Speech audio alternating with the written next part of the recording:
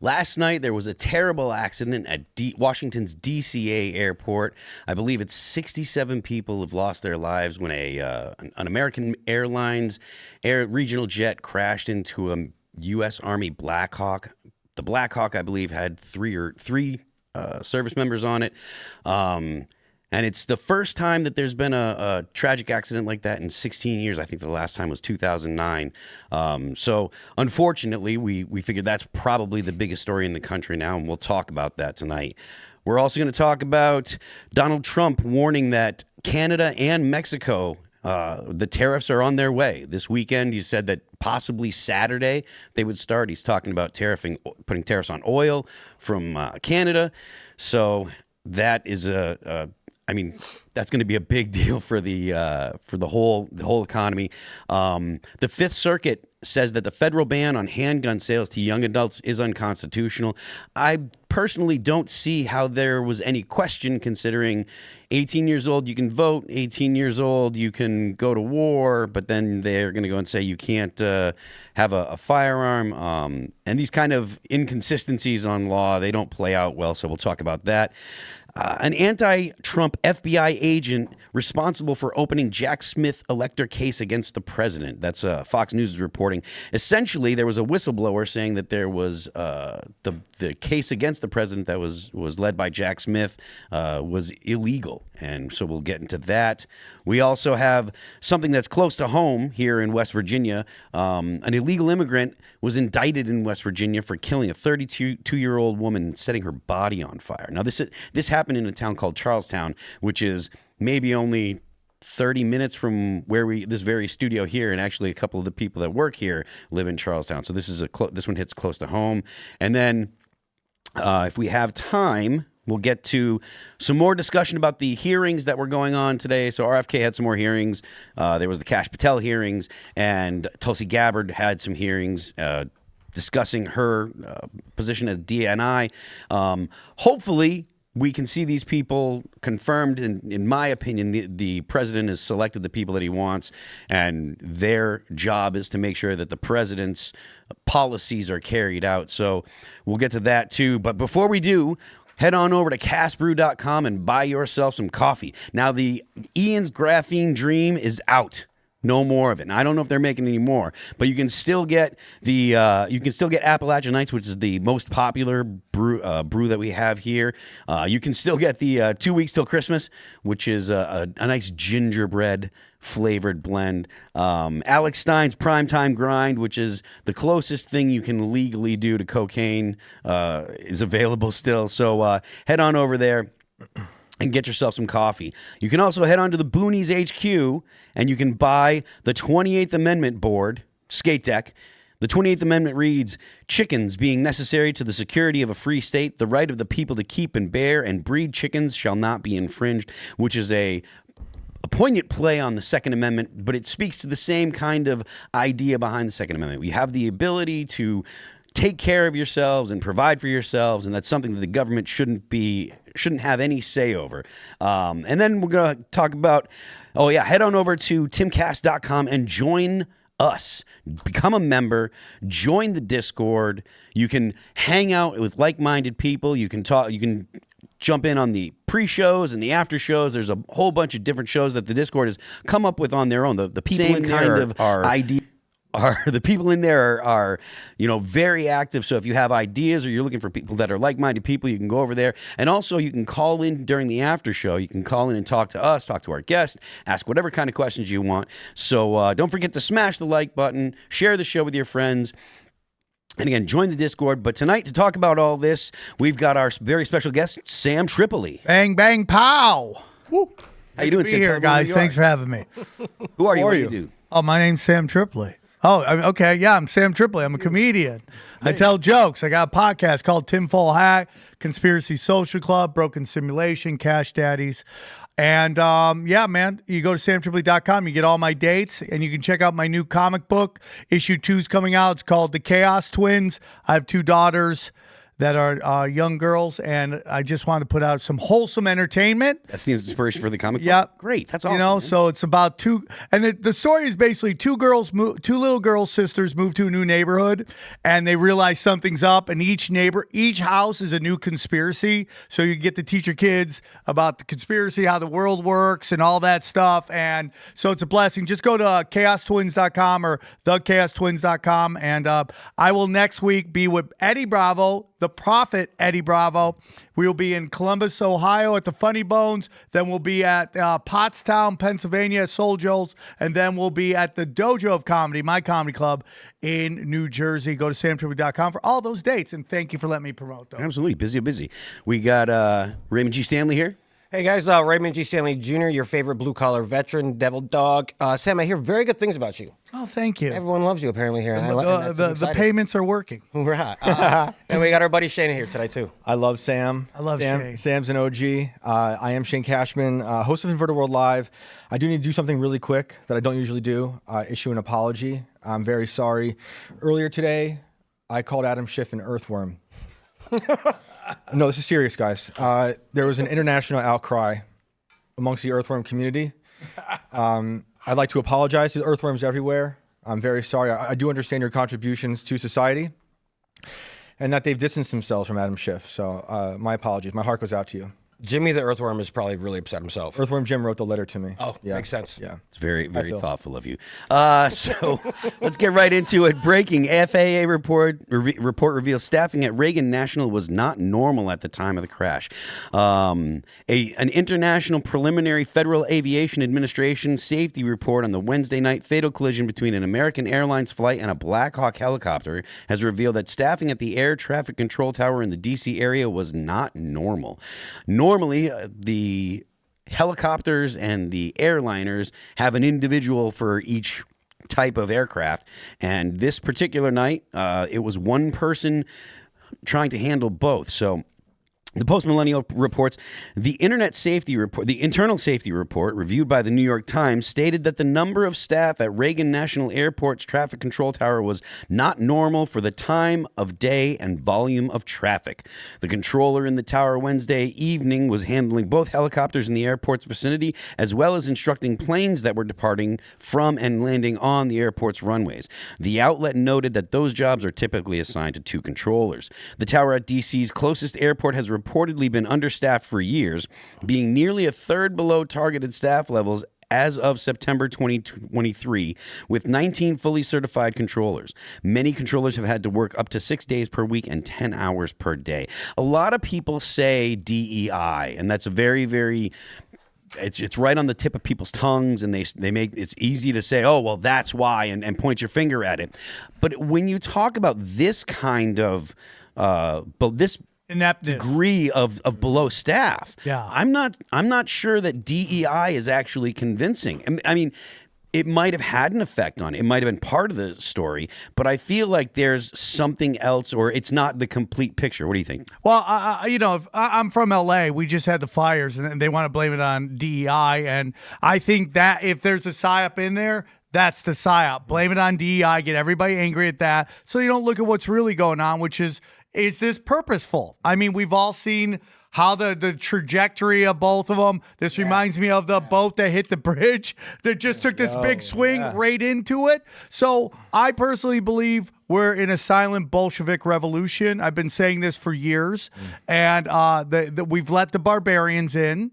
And, because if you even go back to the LA fires, all of a sudden this video pops up of this lesbian firefighter going, if you need me to carry you, you're in the wrong place. Why is that video put out? For one of two reasons. Either one, that is the least offensive thing she said in the whole interview, and they had to use something. Or two, they put that out on purpose so everyone looks at that and gets angry and doesn't go, dude, all this is done on purpose. When you're a one-issue voter, okay, and all you care about is hate or women's rights, guess what you got? You got the Bolsheviks coming in, whispering sweet nothings to you, and then just totally getting you on the other end. And that's my opinion. Sam, dare I say you're not the typical LA voter? No. How do people feel out there? Do they feel like this? Do they see that around them it's being like a controlled collapse, or are they just back to normal? I really do feel like they've moved on. I really do. I go, when are we calling for heads here? That's insane. When are we calling for Karen? Even if you don't think Karen Bass did any of this on purpose, and you Right. say just bad luck, it didn't work out. Her policies led to this. Right. So you got to pay a price. I think personally, they're seeing how we react to this. Right. And when they see we do nothing, they're going to get more and more aggressive. Trudeau and Gavin Newsom are the exact same guy. Yeah.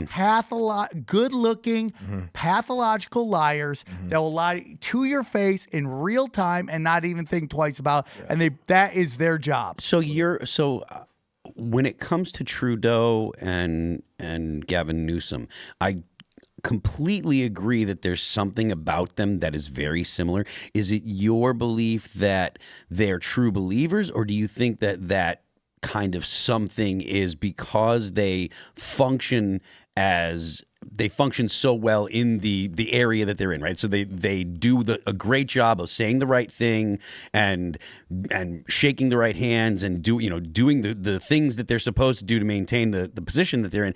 And do you think they're true believers, or do you think that they're just really great chameleons? Yes. So Okay. Go ahead. So my whole opinion is, I was listening to suddenly my YouTube feed has just become mob bosses who have podcasts now, right? Michael Francis. And they're just all talking to each other, and they brought up this thing about how do you get made a man? How do you become a made man? And they were talking about, since you're a kid, they follow you and they're watching you and they see how you react to things. What is that? Data. Okay, they're constantly doing data. These guys aren't any different, man. They've been doing data on these people forever, and they go, who's a psychopath? Who's a great liar? Who will push forward no matter the cost? And that's why they put them in there. And we all know those good-looking, charismatic people make progressive white women swoon, and they'll just keep voting them forever. So, and LA is a place where you have an incredibly uber-rich population that has been able to vote with their heart and their feelings and haven't felt any of the consequences of their voting, which is crime, homelessness, drug abuse, and you can just go down the list. Well, guess what? Your money isn't above fire, okay? Right. Fire gotcha, and now you're trying to figure out. But again, it's a city of conformity, and they're all conforming back. This is going to be fun. I wasn't expecting this, so it's going to be with you and Shane at the same time.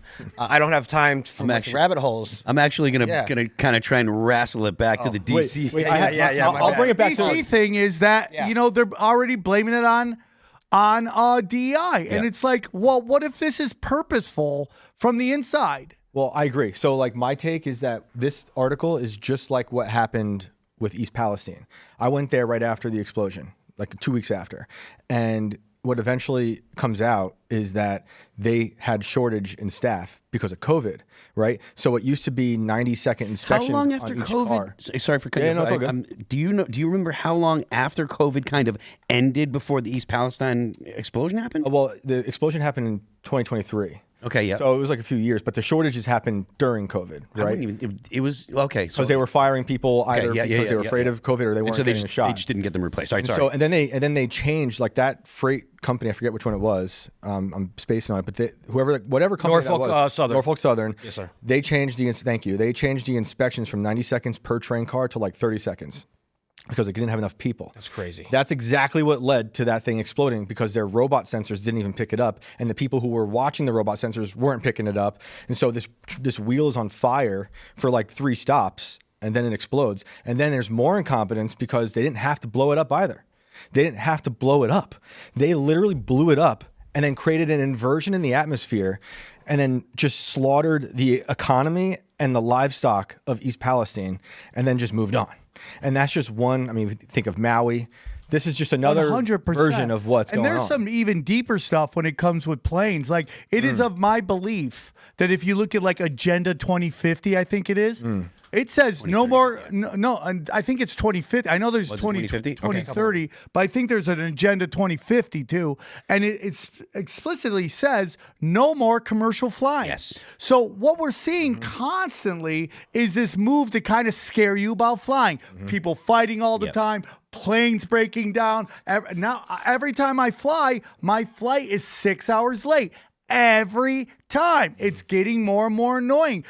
If they want you in a 15-minute city, a smart city, a freedom city, right? Why would they want you flying? Right. And they go to these giant WEF, Bilderberg groups, and they have these things where they're already bragging, travel will be of the rich. So just to push back on the idea a little bit, playing devil's advocate, the was it Davos that just happened? Yeah, right? yeah. That just happened, and the turnout was dramatically lower. Trump did a Zoom call to them and basically just browbeat them the entire time. I loved it. Do you think that they still have the influence over the major parts of the infrastructure, or do you think that it has changed? And if it has not changed, do you think that it's on the trajectory to be wrestled away from those kind of forces, or do you think that it's something that they've got their hooks in so deeply? Well, it could be that the brand is burned. Everyone knows about Bilderberg Group, so they can move on. Like they had Bohemian Grove, and the word is now that what is the desert concert that they have? The big desert concert. Burning Man. Burning Man is the new Bohemian Grove. Yeah. They keep flipping it. Yeah. So we'll see. I don't think. It's like these elites are predators. And if you watch National Geographic, the predators never stop. The prey just wants to live their life, raise their family, chew grass, have a good time. Yep. And the predators are always hunting. I think Davos is rebranding just to get stronger because they're building the apparatus, the AI apparatus. Like that was the major thing of Davos. It was a lot of AI stuff. And then all last week was AI, everything AI because of DeepSeek, because of Stargate, all those things. So I think they feel confident. And look at Bill Gates. That brand is dead. And who they usher up? Yeah. Two other weirdos, right? Larry Ellison and Sam Altman. They'll be on their best behavior. Let me ask you then. I know that you're typically skeptical of like people in positions of power or something, but generally people have a softer view of Elon Musk. And considering the database that X is and the advances and the database that they have because of Tesla's full self-driving, right? Those two database, when it comes to AI, those are possibly the deepest database that any organization has. Do you think that Musk is part of the crew, or do you think Musk is on his own program and they're trying to influence? Everyone who listens to me knows I think Elon's part of an antichrist. Yeah, dude. I think he is totally evil and a fraud. I think he lies to be liked by people. He loves his perception. He weaseled his way into the Trump administration. He's part of the big club because he's a defense contractor. Yeah. He's putting all the spy satellites in the sky, using Starlink to help build that apparatus I'm talking about to inflate the surveillance state with Peter Thiel. So why do you feel like that's the case? What gives you that incentive? Because they are literally doing that. He's monopolized the public digital square. He's bought the collective consciousness. He's feeding all of our thoughts into his robot Optimus. He's literally throwing the spy satellites into the sky. So I don't trust him. He's been caught in lots of lies. I think he cares about being liked. And I don't believe much of what he says. Kind of like Vivek, kind of like how I felt like Vivek. Most of these billionaires are LARPs. Their stories aren't real.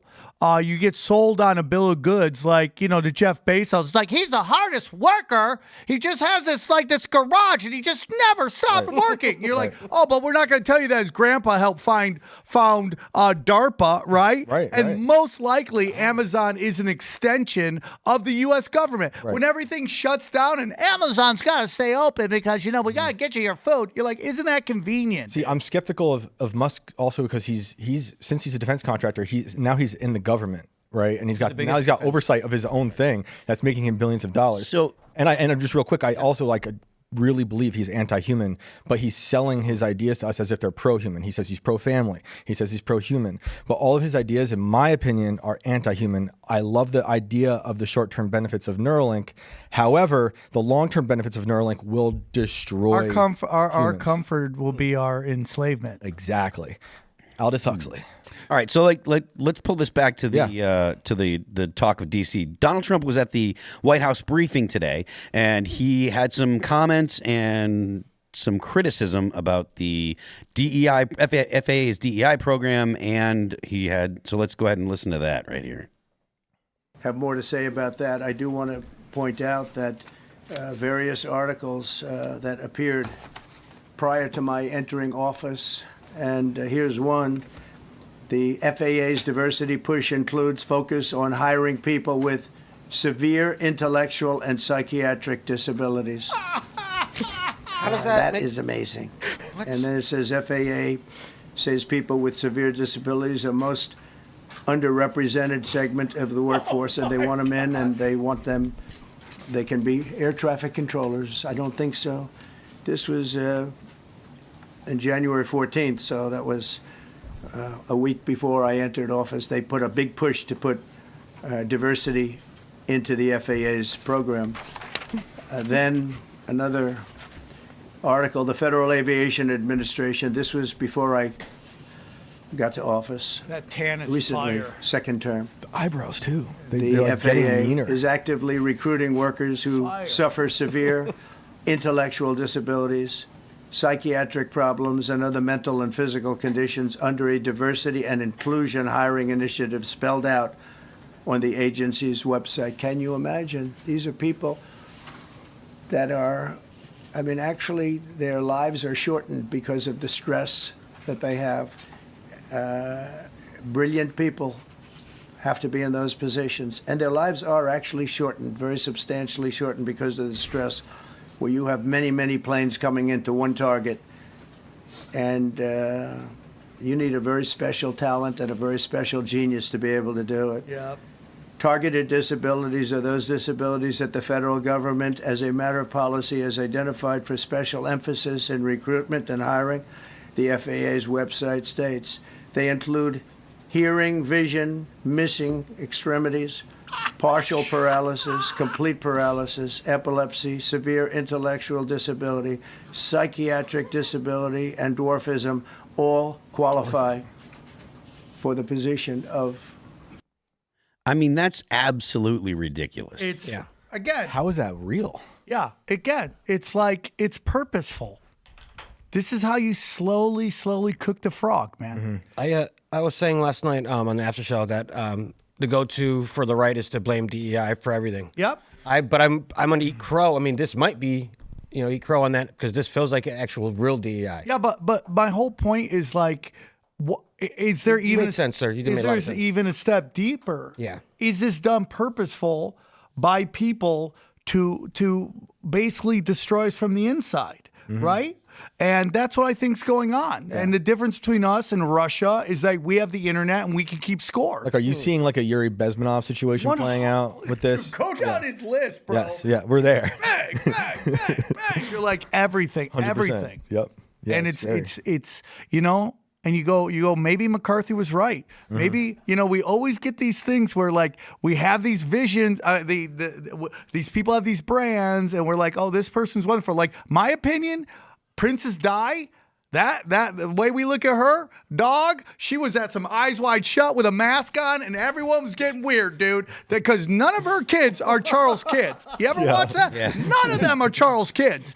They all look like other dudes. So weird stuff is going on at these Eyes Wide Shut parties. Are you saying like a Crowley George Bush situation as well, or What do you mean? isn't Crowley supposedly George Bush's Moms. mom? Sorry. Yeah. So that's where we're at 100%. in society. But everything is like that. So McCarthy was painted as a bad guy, when in reality, maybe he was right. Maybe we were letting the barbarians in. But that's why I'm saying it's easy to go, this is DEI, and we blame it on, butch lesbians, right? When in reality, it's like, who are the people putting them in, and why are they putting them It's in? a much deeper darkness. So then if you think that there are essentially agents looking to destroy society, right, is the long and short of your take. So what do you think their next step is going to be? Because these are honestly, when you consider the size of the United States and how many people here, these are totally manageable situations when you consider 330 million people in the country, a whole continent spanning. So how like what kind of time frame are you thinking would it be like that they would actually do, or like expand on your idea? It's January, dog. We're in January we're in month 1 of this guy's presidency. Okay, so hold on. You allude to it being something because of Trump's presidency. Please expand on that then. I mean, it's possible. I mean, like, it could be possible that people, like, you know what I think Trump is? I think Trump is a crime boss, and he represents another crime family, and he's battling the George Bush death cult, okay, that's been in power since they assassinated JFK. And everybody on both sides of the aisle have been a part of this death cult, whether it's the Clintons, whether it's the Obamas. Like, I was on Rogan, and, you know, I showed him, like, the first common relative of the Bushes and the Obamas is a Hinckley, okay? They're all related to each other, okay? So I think he represents a different group trying to seize power of the White House, which is who gives out the contracts. So do you think it's a JFK is the first bookmark of the beginning of the end of America? Because I always thought it was like World War II, end of World War II, paperclip. And then that's a great point. Like, you know, I don't want to get too much into it, but this Hitler loving going on is so ridiculous, right? That's when it seems like both of our enemies infiltrated our country at a very deep level. I mean, you can go back and say the 30s too. Now, I would push back against that idea, because I think that is the whole infiltration that you're talking about. That was the progressive era.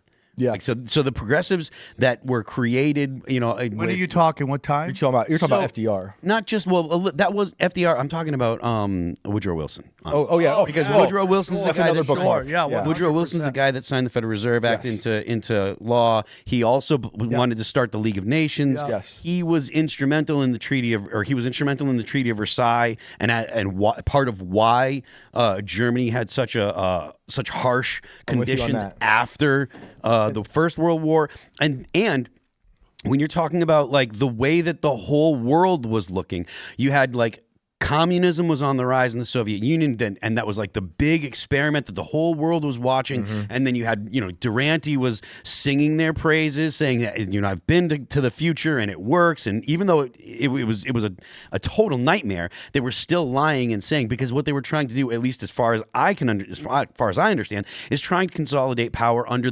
essentially big government, right? Like before the progressive era, governments weren't thought to have that kind of power, especially when you're talking about democratically elected. They weren't assumed to be able to remake man. This was new ideas. Like it came after Hegel, which was 100 years before this era, but it takes time for those ideas to kind of filter. I think we're talking about they're in no hurry. 3 different landmarks in the deterioration of America. You and the Fed, for sure. Wilson was like Biden 1.0. Sure. He was like a zombie. His wife took over. He was most likely blackmailed for alternative lifestyles. Right. Also ran for his second term, saying his slogan was, he kept us out of war.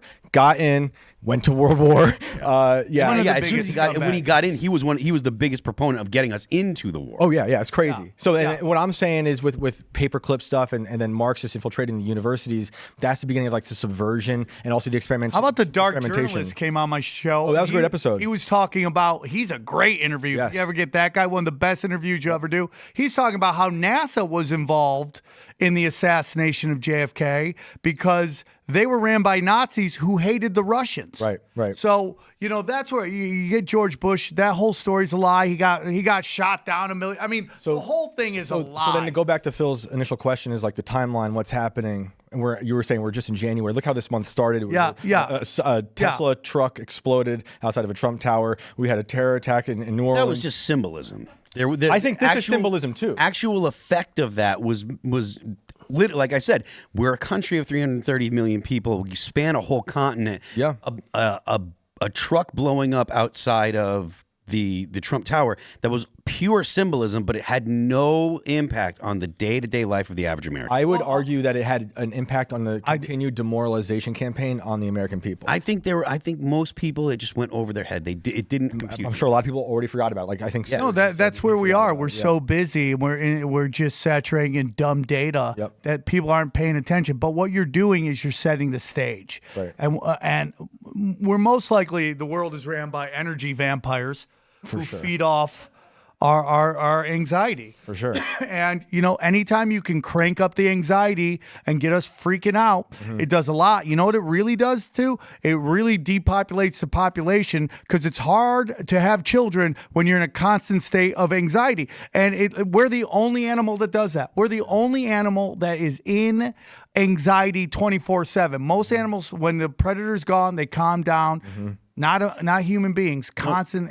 anxiety. So again, I'm going to push back a little bit on that. I love it because you're that's true. Like human beings are essentially in a constant state of anxiety, but a lot of that is because we're conscious of our own mortality, right? Like animals don't really get that. They know they have no fight or flight and stuff, but they don't have the same kind of concept of I'm going to die someday. And when you can actually really think about that, you get that, people talk about existential dread and stuff. Yeah. That I think that is why human beings are the only animal that experiences it. Not to say that you're wrong. I understand what you're saying. I'm not saying you're off base. I'm just saying that the reason why human beings feel that way, I think, is more than just the conditions that we live in. It's part of being aware of your own mortality and being aware of your own existence. But if let's just say real quick, I used to have a joke about because I went to the zoo and I was taking pictures and this bear was just doing circles and someone's like, I enjoy the zoo. They're treating animals horribly. I go, yeah, I bet you they do. But you know who treats animals worse in the zoo? Mother Nature. Okay. Like what is the murder rate in the jungle? It's like 100%, right? So like it's pretty crazy in the jungle, and they probably know that like their mom and dad are gone. So I understand what you're saying there, but let's just take what you're saying in that we're aware of our surroundings and all that stuff, and that could lead to it. But what if you were an elite and you knew that? You could manipulate that constantly to put people in a constant state of fear, which makes them unhealthy. Like I'm a terrain theory guy, I'm into terrain theory. That's all I'll say about that. And so if you're constantly tired, constantly anxiety, you're going to get sicker and sicker and sicker. And you know what it is? They want us dumb and they want us unhealthy. You know why? So we can't have a clue about how our government works. And we don't understand. Like I've been doing shows where I'm like, I was talking about how gay I would be for Trump if he got rid of the Fed and the IRS. I would do really gay stuff with it. I would sell out where I am for Donald Trump if he got us rid of taxes. I would sacrifice. LA's coming out and saying I would sacrifice my manhood for all you guys. Okay, I'm not lying about that. That's how much I love it, you guys. Okay, no taxes, no IRS, selling myself here. Okay, and I talk about that on stage. I go, how many people would love to get rid of federal taxes? Nobody claps. Really? Nobody claps. And it's not just LA. I did in Illinois. I did all over the place. Nobody claps because they have no clue how taxes work. They're sold on that. Oh, my taxes are going to the education. My taxes are going to the war. It's like, no, your taxes are going to pay off the interest on the fake money that the Babylonian bankers are printing constantly. See, I would push back on that. Taxes don't go to pay off anything because when the government wants to actually fund anything, they just print the money. The taxes, taxes are only so that way. Taxes are hold on. Let me finish. Taxes exist only so they can manage inflation. It's taxes and interest. Inflation? Printing money. Right. Yeah. And the interest on that money is what your taxes go to. You are paying off the interest, and the goal is never to be able to pay that off. We're not paying anything off. We are 100% paying off the interest. We're not paying the debt and But do you understand that that's where it's never meant to be paid off. That's why they're printing it so much, because what they want to do is destroy our dollar. So we're all broke. That's why. But the money you pay in taxes goes to pay off an interest that will never be paid off. They literally just destroy it. Like it's you when you write the check, they just take it out of your account. I understand what you're saying, what I mean? But it goes to pay off the interest. That is the game that is played. And there is an argument, a discussion that some of your tax money goes to pay the Bank of England and the Royals. There is an argument that Ben Franklin set that deal. But your tax money does not go to Ukraine. Your tax money does not go to Israel. Your tax money goes to pay off interest that is never meant to be paid off, ever. It's meant to just kill your dollar. towards, I'll put all my stake on it that is exactly the purpose. Taxes are meant to make you poor and fill you full of anxiety. So I agree about taxes exist. Like the reason to tax is to take money from people. Right. Because if there's too much money in circulation, that's it. That's inflationary. Right. Same thing with interest rates. The reason they manage or they raise and lower interest rates are specifically to manage the money supply, because if there's too much money, too much money chasing not enough goods, that's inflationary. But when it comes to like actually paying for stuff, I disagree. That's okay. I think that they if they want to fund anything, they just print it. They call over to the Federal Reserve and say, print this money up. I totally agree with that. Okay. We're not very far argument. off. Okay, all right. Okay. But I'm saying where the taxpayer money goes is to pay off the interest on the loan. This money that they print is a loan, so it's sending to that. That's where your money goes. And the misconception is that you're paying taxes to go to the U. Well, people go, I'm tired of my taxes. Yeah, I see what you're saying. Infrastructure. I see what I'm you're saying. tired of it. Yes, I agree. Who's the loan? Okay, yes, I understand what you're saying. Yeah, We're paying off the Federal Reserve, which is a privately owned bank. Right. So we're paying back to them. Yes, and it's never meant to be paid off. It's meant to constantly get bigger and bigger, so they own more and more of us, and we're constantly in debt. So we're saying the same thing from different angles. Yeah. And also, why would you hire? I know FAA. It's not FAA is hiring people. That doesn't mean they're hiring air traffic controllers who have a vision. That's so crazy. But it's only FFA. They could be working TSA. You know, I mean, isn't there a difference? A whole spectrum. FAA? Imagine if you didn't get the job. Just regular workers in general. Imagine if you didn't get the job because you weren't crippled enough. Right. Well, I wonder if Only I were a dwarf. Jeez. I mean, Guy walks in. I wonder what, like, I can't imagine, and not saying that they don't, but I'm trying to imagine the circumstances where they're like, we're down 1,500 people, but we're not going to hire these people that are capable. So I crazy. can't, you know, like, Someone seems who on purpose. If you can't see well, please become our air traffic controllers. It's by design. Like, I think when you talk about Besman stuff, then I look out and see the border, right? When I'm reporting at the border, you're talking to agents down there who were like, this is pre-Trump 2.0, they just told us to give up. They just told us to just let them in and give them the papers, take their luggage, give them a tag, take a phone call, send them on an airplane. Demoralization. And that's insane. So it's happening everywhere. I've been calling it like a pandemic of incompetence. But that's a low level. Yeah. The malice is hiding behind it and operating at like also at every level. At the highest level. Right. Severe intellectual disability. What? Severe intellectual. yeah, that's one of the things that I could have worked there. I could have got a job. I mean, This is what they call dangerous retards, right? Yeah. Are we allowed to say retard here? I've been hiding off. I'm not saying retard. We're deep enough in. 5 minutes. I just want to point out one of these crazy progressives, Nina Turner, who is you can always count on her for some kind of idiotic gem. She says, just so we're clear, when they say DEI, they mean black. And clearly that's not true, because what they mean is retarded. It's so, and it's such lazy thinking. Yeah. It's just so easy. More race baiting. That's all they do. That's all they do. That's Nina Turner's brand. If you follow her and look at her tweets a lot, it's always the same kind of simple. And she's just playing to progressive white women. That's the whole rules of comedy and political correctness.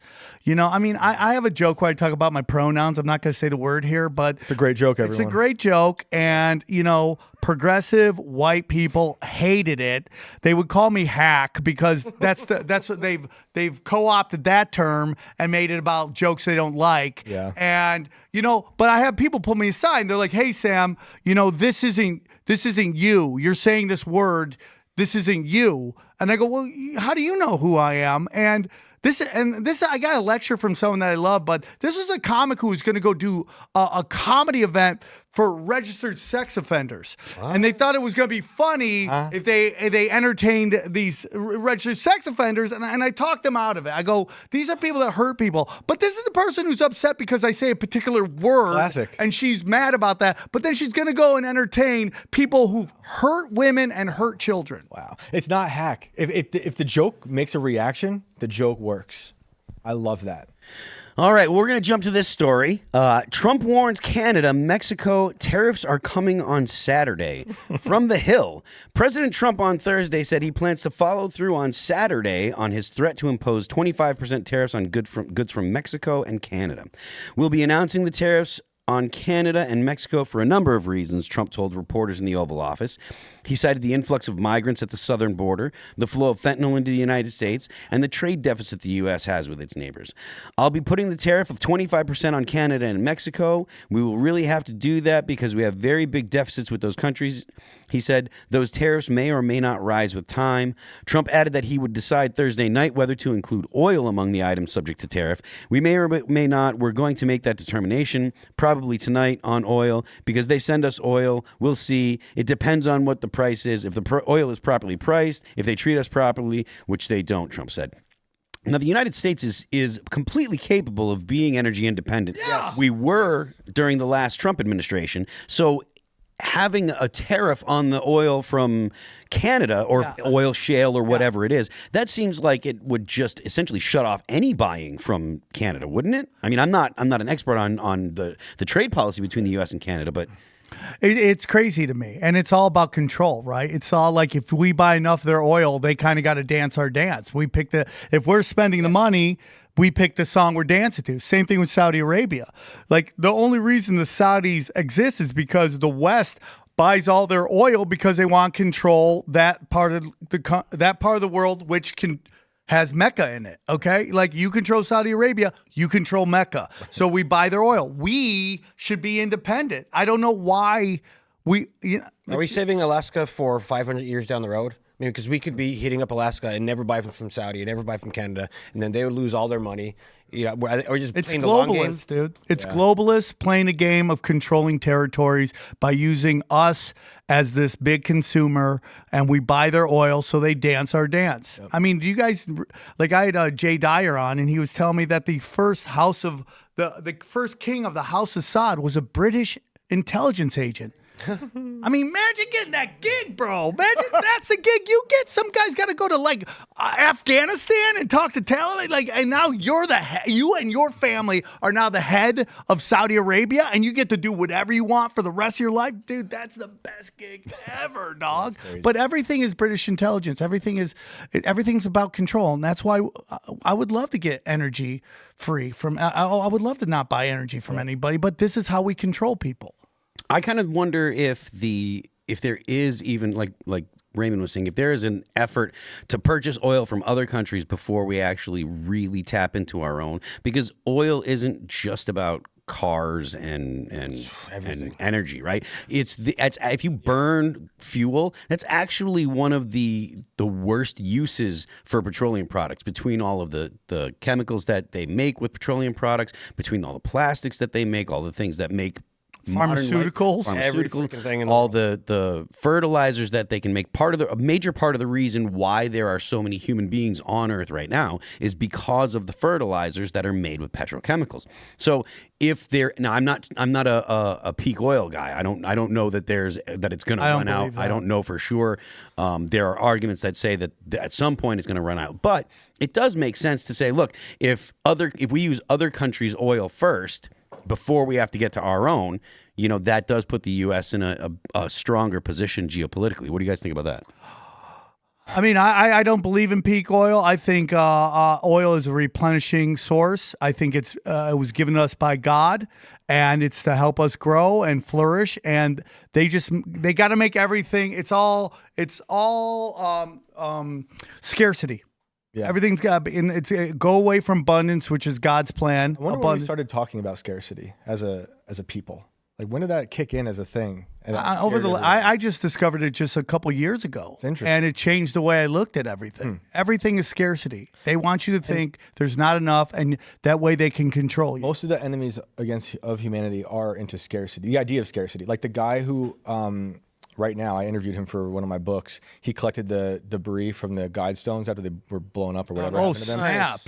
He literally, I forget the name of the book. Alex Jones always talks about it, but that book is about scarcity and what you need to do to preserve, Earth and have a low population. And what do the guide stones talk about? Yep. The population.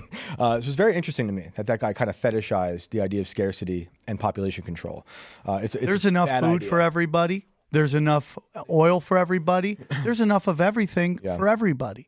And this is how they make their money. This is how they control spiritually, through making it harder to get these things on purpose. I mean, You look at how they control the price of meat is by limiting the amount of cows that are put out when there's enough meat for everybody, for everywhere. You got people like Bill Gates, like, we got to make fake meat. You're like, no, we really don't. There's enough for everybody. And it's not cow farts, no matter how much they try to tell you.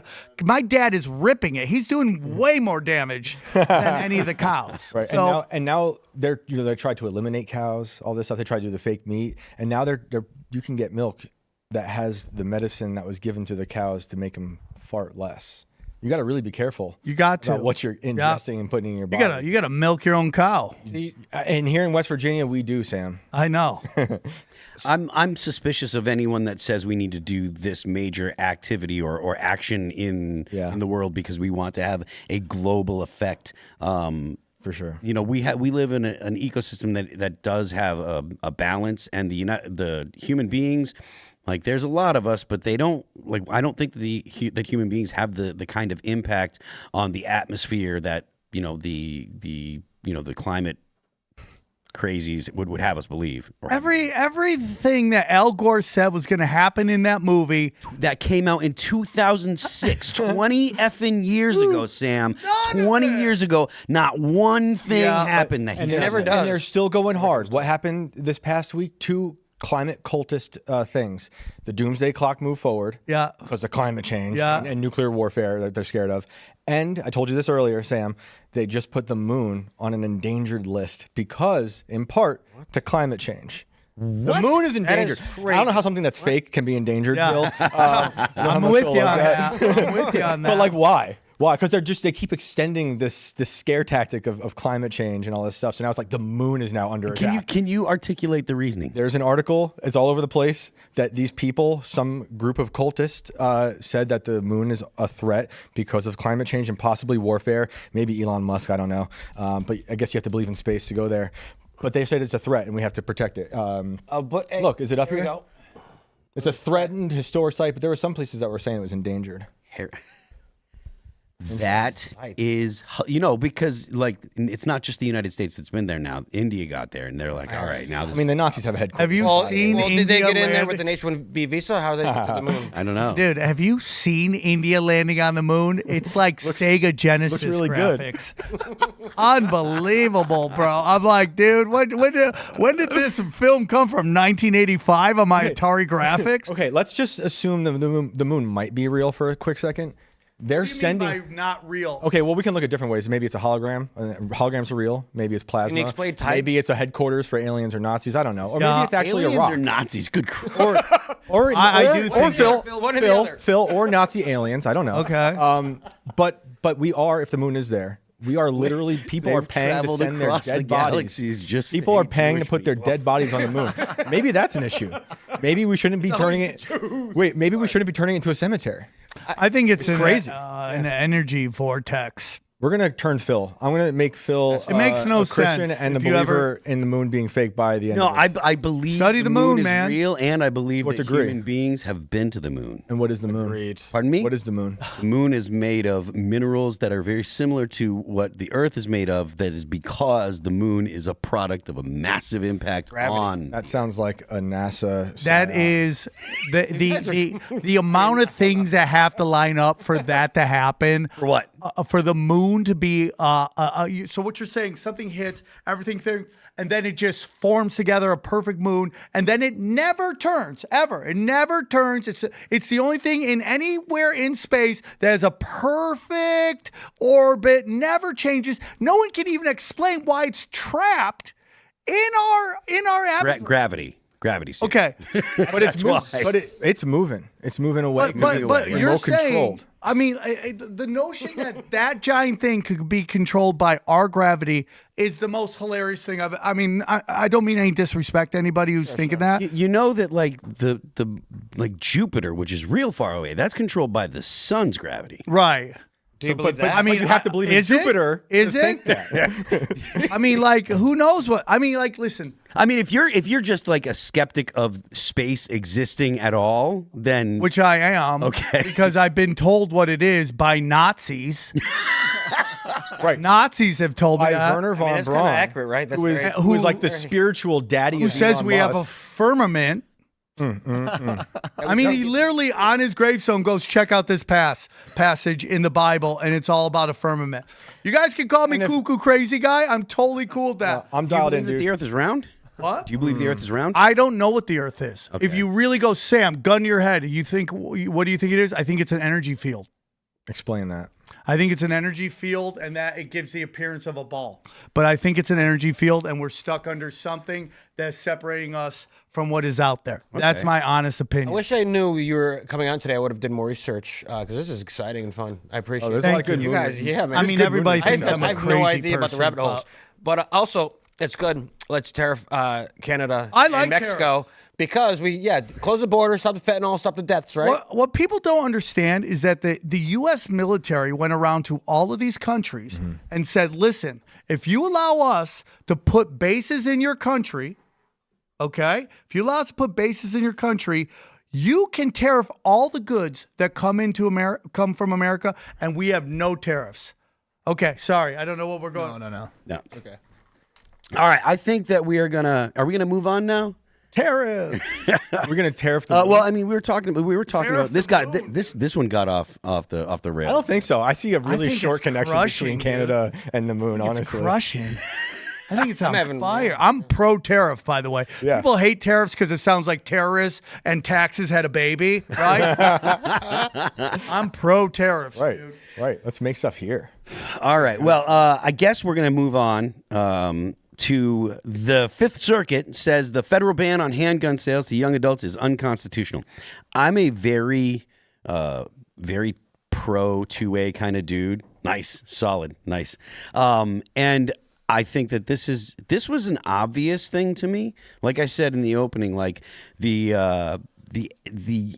idea that a young person can be sent off to war, that they can vote, that they're expected to pay taxes, they're expected to do all the things that an adult can do, but they can't own a handgun.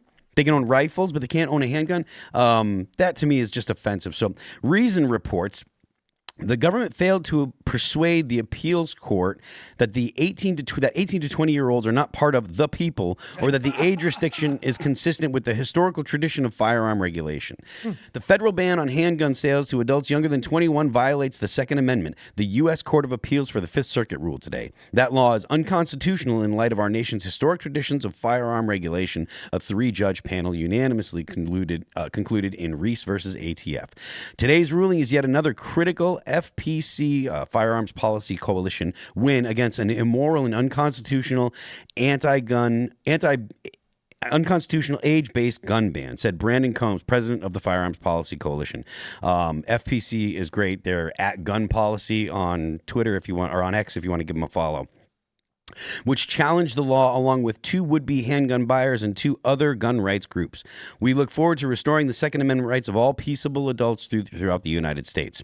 Under 18 U.S.C. 922B1, a provision that was included in the Gun Control Act of 1968, a federally licensed firearm dealer may not sell handguns to any individual who the licensee knows or has reasonable cause to believe is less than 21 years of age. The Fifth Circuit upheld the restriction in 2012, but that was a decade before the Supreme Court clarified the constitutional test for gun control laws in the New York State Rifle and Pistol Association versus Bruin. Bruin did a really, really, really big service for gun rights. So Bruin says that you have the right to keep and bear arms. It affirms the wording of the Second Amendment. It says that you cannot be barred from carrying a gun on your person for self-defense. Now, there's still a lot of jurisdictions that are trying to prevent that. New York City is one of the most notable, where they make it exceedingly difficult for you to attain a license to carry a gun. DC is another place where it's very difficult. You have to be from DC. I think there's only one FFL in DC, and I think it might even be in the police department, like actually in the one of the police, whatever the headquarters or whatever. So I don't know, but I'm not 100% positive of that. But I don't know how they could argue against that. You know, you have to pay taxes, so how can they say that you're a second class? You go to war. Yep. You could die for your country. You should have the right to have a gun. The First Amendment and the Second Amendment are the 2 most important laws on planet Earth. The rest of the world is like begging us to keep this because we make it a lot easy for them to hear the truth. And we must protect that at all costs. Yeah. All costs. And like some of these judges that the Bidens put in, dangerous, dangerous people. So I'm hoping that we can do it. So I'm very happy about that. 18-year-olds are interesting. That's an interesting age, but they should be allowed. It's a constitutional right. There's something that goes along with rights that is always just kind of glossed over, and there are responsibilities that come with all rights. Just because you have the right to carry a gun doesn't mean that you don't have the responsibility to not destroy other people's property, not harm other people. The gun is not licensed to shoot whatever you feel like. Right. It's not licensed to behave like a crazy person. It's not licensed to go and do whatever you want. It comes with all of your liberties come with responsibility. So if you can say whatever you want, right? But you have to understand that like you might upset someone if you say the wrong thing, and then there might be repercussions from that. People might be around you. You might offend people, and things can escalate into where they decide that they're in a position where it's acceptable to violate your rights. But you say things, and the words that you say, you're responsible for them. So if you expect to be able to have friends and want to have people that actually want to be around you, you have to speak kindly about people, and these responsibilities come with the liberties that we have. There's a lot of people that mistake the freedom of speech with freedom of expression. A lot of people get upset with that. You get banned here. And listen, I've been shadow banned everywhere, so I get it.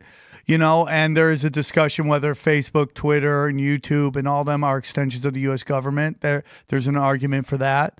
But what I'm going to say is like, unless somebody's showing up to your door, I'm ready to arrest you. That's not violating your freedom of speech. That's what freedom of speech is about. I can criticize the government without going to jail. And we've seen people's freedom of speech being violated. Oh, yeah. And it's ridiculous. Yeah, I mean, there are consequences for actions. I'm a stand-up comic. I have people come on stage wanting to fight me all the time. And it's not even that bad of jokes.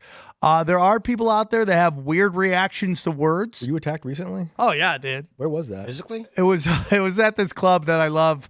It's in Hollywood. It happens occasionally. I don't want to say your name because I don't want them to get this kind of Roadhouse kind of brand. But if I would have known it was Roadhouse, I would have reacted to it a little different. Because as he was coming up, I'm like, I'm going to get banned from this club. They're never going to hire me again. I'm never going to do stand-up here. So the guy grabs me, and I just grab my microphone. I'm like, dude, calm down. Just calm down. Be cool. Be cool. Wow. Happened to be a bunch of Sam Tripoli fans. They all kind of beat the guy up. But yeah, so you don't have freedom of expression. People are going to react to it. But the key is to teach people not to have emotional reactions to everything. Mm-hmm. That's a big problem we have in this country. Everyone's emotional. So with a gun, same thing. Like you can have the right to protect yourself, but doesn't mean you can go and harm people because you just don't like them. Right. What do you guys know about the Gun Control Act of 1968? No, I don't. So that's one of the things that I think the FPC is looking to get repealed. I believe the Gun Control Act of 1968 it's not what has the SBR and SBS bans. Actually, let me look it up to make sure. I don't want to speak out of turn here.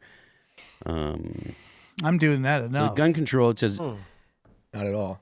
What was that? I'm doing enough of that. You're doing great.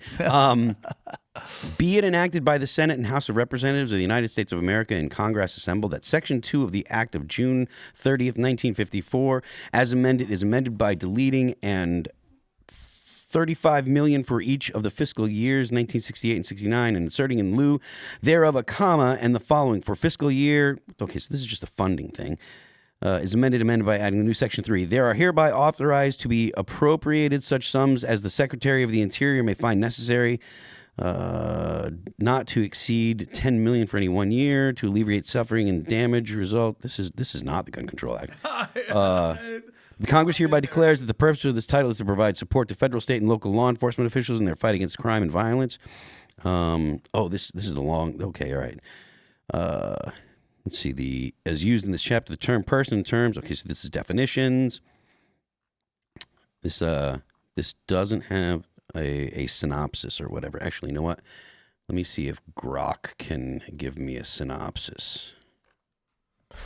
But back to Sam's point, why you do that, it's why a lot of these people who have no morality and live in a bubble think that something like words can actually be violence. Yeah. Right? Because like the Second Amendment scares them and the First Amendment scares them, and to them, both things can harm them.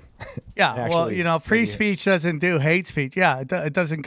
But also, 100%. silence is violence. So it's like it's hard to know what's what these days. You know, When you live when you're born into like the best hospitals, live behind gated communities, go to the best schools, go to the best colleges, intern at the best places, you never feel real world consequences. Yeah. So words are violence to right. them. To them, for sure. Yeah. It's all A mean relative. comma is like that's hate speech. Yeah. You know? Yep.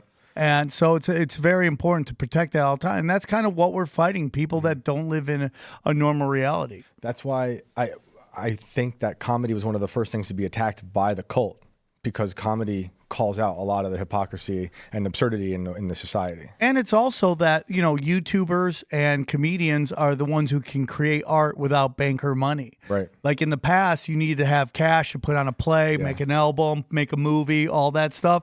Now you don't need that. So they're attacking that because you don't have to play their game anymore. Exactly. So the Gun Control Act of 1968, the primary aim was to regulate the firearms industry and curb the illegal trafficking of firearms, sought to keep guns out of the hands of those not legally entitled to possess them, such as felons, minors, and those with mental health issues.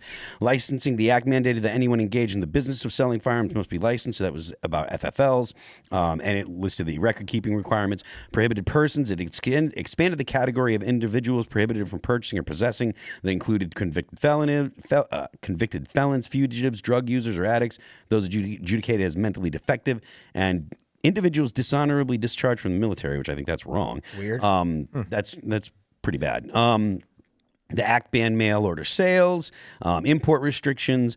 All new manufactured firearms had to have serial numbers, and it had the restriction to people under 21. There's a lot in this that actually, if you get into it and really drill down on it, a lot of the stuff is unconstitutional. There's no reason for people dishonorably discharged from the military to not be allowed to have their Second Amendment rights.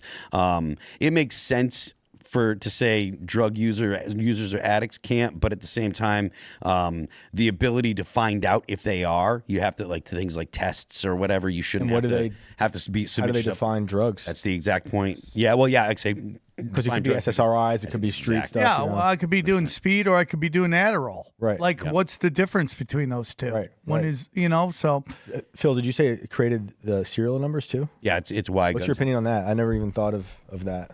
So because I'm from a state where you don't have really records, like New Hampshire doesn't have any gun laws, right? Right. It's a constitutional carry. So I'm kind of neither here nor there on serial numbers. Yeah. If you don't want a serial number on your gun, you file it off. Technically, This is where it's my gut is, illegal. too, I Like, think, that's not yeah. legal to do. Yeah. That's what criminals do. You Yeah. know, like, I'm not advocating for it. I'm just saying that's what criminals do. If they Yeah. they just file it off or whatever. Or you can make your own guns, which is still possible. And if you make a gun, you're technically supposed to do that. But if you make a gun for, you know, the purpose of doing crime, I assume they're probably not going to take the time to put a serial number on it. So I'm not particularly against it, but at the same, because again, they're not even supposed to keep any of that stuff on file. The federal government's not it's not supposed to have any files on it. So the federal government has the FFLs hold on to the paperwork, and the FFLs are supposed to hold the paperwork for a certain number of years, I believe. Yep. But I'm not sure. They might have to keep them forever, indefinitely, and that I'm not particularly fond of. But the thing is, when they make the FFLs hold on to them, that's just the federal government offloading the responsibility so they can access them. Because if an ATF agent walks into any FFL and says, "Let me see your books. I want to see this time frame or produce this. We found this gun at a crime scene. Right. I think you sold it. Find it." Like, they have to go and spend time doing work for the feds. Right. And if you don't, you're going to lose your FFL. So that, I think, is a horrible. They like outsource it. Yeah, and that's something that they do all the time. That's what the CIA does when it comes to, they're not supposed to look in on Americans. So Yeah. they'll talk to the British. cutouts, government cutouts. Exactly. Talk to the British or talk to some other intel organization and say, look in on this person. So dirty. So that way they can say, well, we didn't do it. You know, Yep. someone else did it, which is Plausible deniability. you know, it's the whole, like, the it's just getting around the system, you know.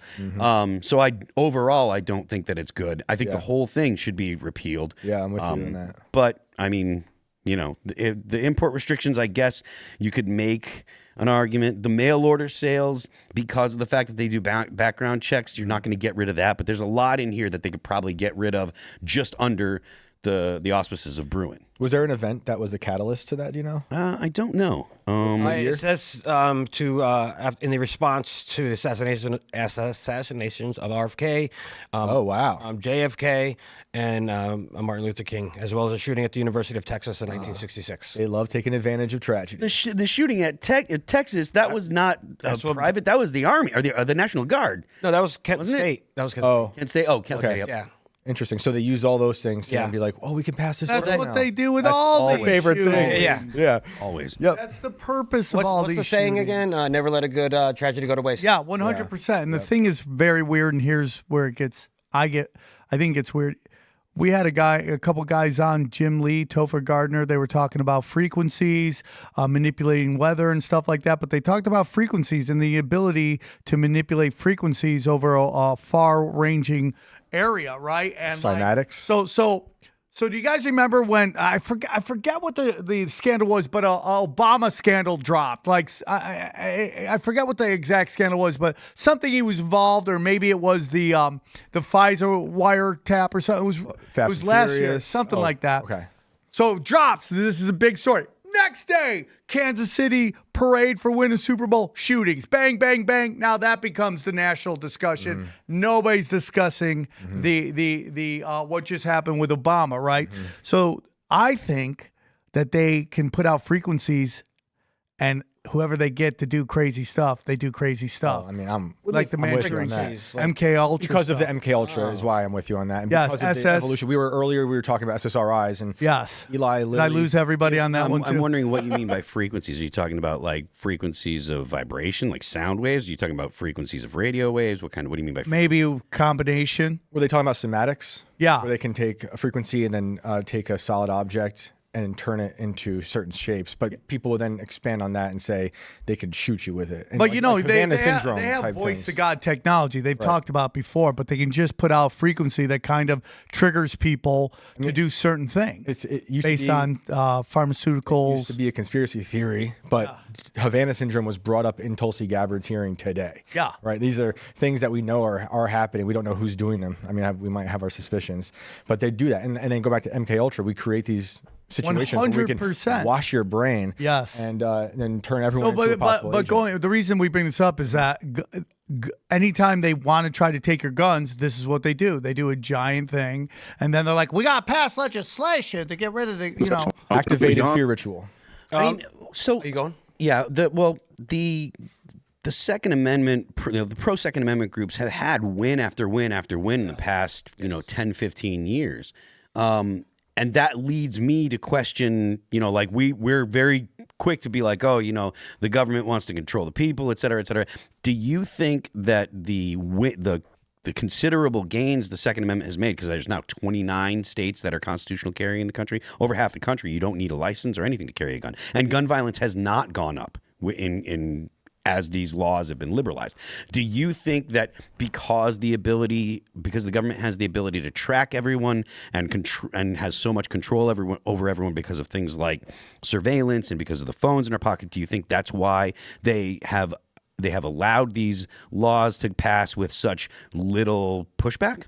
Because I feel like the pushback has actually gone down. I feel like Mothers Against Gun Violence, or all the gun violence organizations, I feel like they don't have the same oomph since probably the Florida shooting that created David Hogg's career. Oh yeah, man. Yeah, so I forget crazy, the name of the school, but since that one, it's been nothing but loss. Do you think that that's because the government is more capable of monitoring the American people now? If you're asking me, it's because the narrative has changed. The internet is a free flowing of ideas, and people are now seeing like, oh, who are the people that took away all the guns? Who did all that? People start to realize that there's danger in all that. Now, maybe you're correct in that the winning of these cases has changed that, but I personally think people have been starting to wake up to what happens when you take away guns. Mm-hmm. And that to me, and then people are I feel like the Vegas shooting was such a big moment. It's the first time that the powers that be had a narrative, and instantly everyone's like, nah, I don't buy that at all. That doesn't make any sense to me. And they quietly walked away from it to the point where during the Trump situation, are we allowed to say that? What happened? Are we allowed to say assassination? The Trump assassination attempt. Okay, attempts. You saw this almost what Obama talked about, like flooding the town square with sewage. All of a sudden, three different shooters are instantly out. Nobody knows what's really going on. That's to me. So I think I think people are becoming more and more savvy, and they're waking up in these kind of outside of LA, Chicago, and New York are waking up to what's really happening. We don't know anything about that kid. He never had any cult. He never no social media, no culinary silverware or whatever. He just is just weirdest person in the whole They world. cremated his body without telling him. Whenever there's cremations, you got to ask questions. Yeah. Very strange. So we're going to go ahead and move on to this story here. Anti-Trump FBI agent responsible for opening Jack Smith elector case against president. Whistleblower. So that's the argument made from a whistleblower. Someone in the FBI is responsible for opening the Jack Smith elector case against the president. Fox News Digital obtained an internal FBI email shared with Senator Chuck Grassley by a DOJ whistleblower. So Fox News is reporting a previously identified anti-Trump FBI agent allegedly broke protocol and played a critical role in opening and advancing the Bureau's original investigation related to the 2020 election, tying President Donald Trump to the probe without sufficient predication. Whistleblower disclosures obtained by Senator Chuck Grassley, Republican from Iowa, revealed. The investigation into Trump was formally opened by the FBI on April 13th, 2022, and was known inside the Bureau as Arctic Frost, Fox News Digital has learned. Now, this all came out in the Patel hearing today, I believe. Is that the situation? Yeah. So Grassley, the chair of the Senate Judiciary Committee, and Senator Ron Johnson, Republican of Wisconsin, permanent subcommittee on investigations shared internal FBI emails and predicating documents legally protected whistleblower disclosures exclusively with Fox News Digital. Now, we have a bit of something from Timcast News. At the Patel hearing, Senator Grassley releases previously unseen FBI emails referencing Project Arctic Frost, proving the FBI's effort to prosecute Donald Trump. We're going to start here because this is where the pertinent information starts. These emails and documents substantiate my July 2022 letter, which the FBI ignored. And I hope you, when you get there, won't ignore my letters. Partisan FBI agents and DOJ officials tried and ultimately succeeded in launching a full field criminal investigation and prosecution of the President of the United States. Justice Department and FBI leadership acted in concert to further a political scheme to take down Trump, just like they did with Crossfire Hurricane. They have yet to learn a lesson, and I hope you'll learn that lesson for them or teach that lesson. So I think that now that comment at the end there was a little bit telling. That's when he singles out saying, "I hope that you'll teach that lesson for him." That leads me to believe Grassley believes that Cash has the votes to get in. And again, in my opinion, because the president has what I consider a mandate. Because of just how the whole country shifted to the right away from the policies proposed by the Democrats, I think that the people that Donald Trump has selected, he selected those people because he believes they will carry out his policy prescriptions. And so, what do you guys think that Cash is the guy to do it? Do you think that he'll get confirmed, or do you think that there's going to be more problems with Cash and other people that have been nominated? I think he's going to reform the FBI. I think he's going to be up against a lot of really bad actors, and there's probably going to be like animals that have their legs in the trap stuck and they're desperate, going crazy. But he was a really good performance today. He was strong. He was confident. He snapped back at them really well. I was very impressed. He did So I think- seem like he took the offensive. Yeah, I and didn't think see he'll a get lot in because I was doing PCC. I think Tulsi will have a hard chance getting in. Yeah. But maybe we'll get to that later. But I think he'll probably get in. I seen a couple clips real quick, sir. Yeah. But yeah, exactly. The dude was badass. Oh, it He sounded knew great. exactly what he was talking about. He spoke like a gentleman. Yep. Very articulate. He I guess 16 years in the service, and he was previous. And real quick, Yeah. they promoted this show. The Oh, yeah. The hearing, That's thank right. you, That's promoted right. Tim Pool and Timcast IRL. Nice. Thank you very much. One of the staffers printed out some giant thing. It was amazing. Actually, Sorry. speaking worries, of that, why no don't we worries. show the I clip agree. right now? Yeah. I agree. And then we'll jump over to. He was so good. It's on mute. Oh, it's on mute. That they are partisan and blindly said FBI going on agents with were this suit? responsible for the violence on January 6th. And I he's quote like you a here, student bandit beyond right a there. reasonable doubt. Is that what you said? That's completely incorrect, and I appreciate the opportunity to address that. I'll give you an opportunity in writing, but this is my time now. Have at it. An Inspector Attorney General investigation found that that was false. And you said we should impeach judges who rule against Donald Trump, who are, in your words, political terrorists. When this nominee tries to explain all this away, keep one thing in mind. He's testified under oath before a Colorado judge who presided over a Trump case in which he was a witness. And the judge found, and I'm quoting here, he was not a credible witness. His testimony is not only illogical, but completely devoid of any evidence in the record. That's from a judge. Oh. Are we paying for this? This is a dangerous time, Taxpayer funded, right?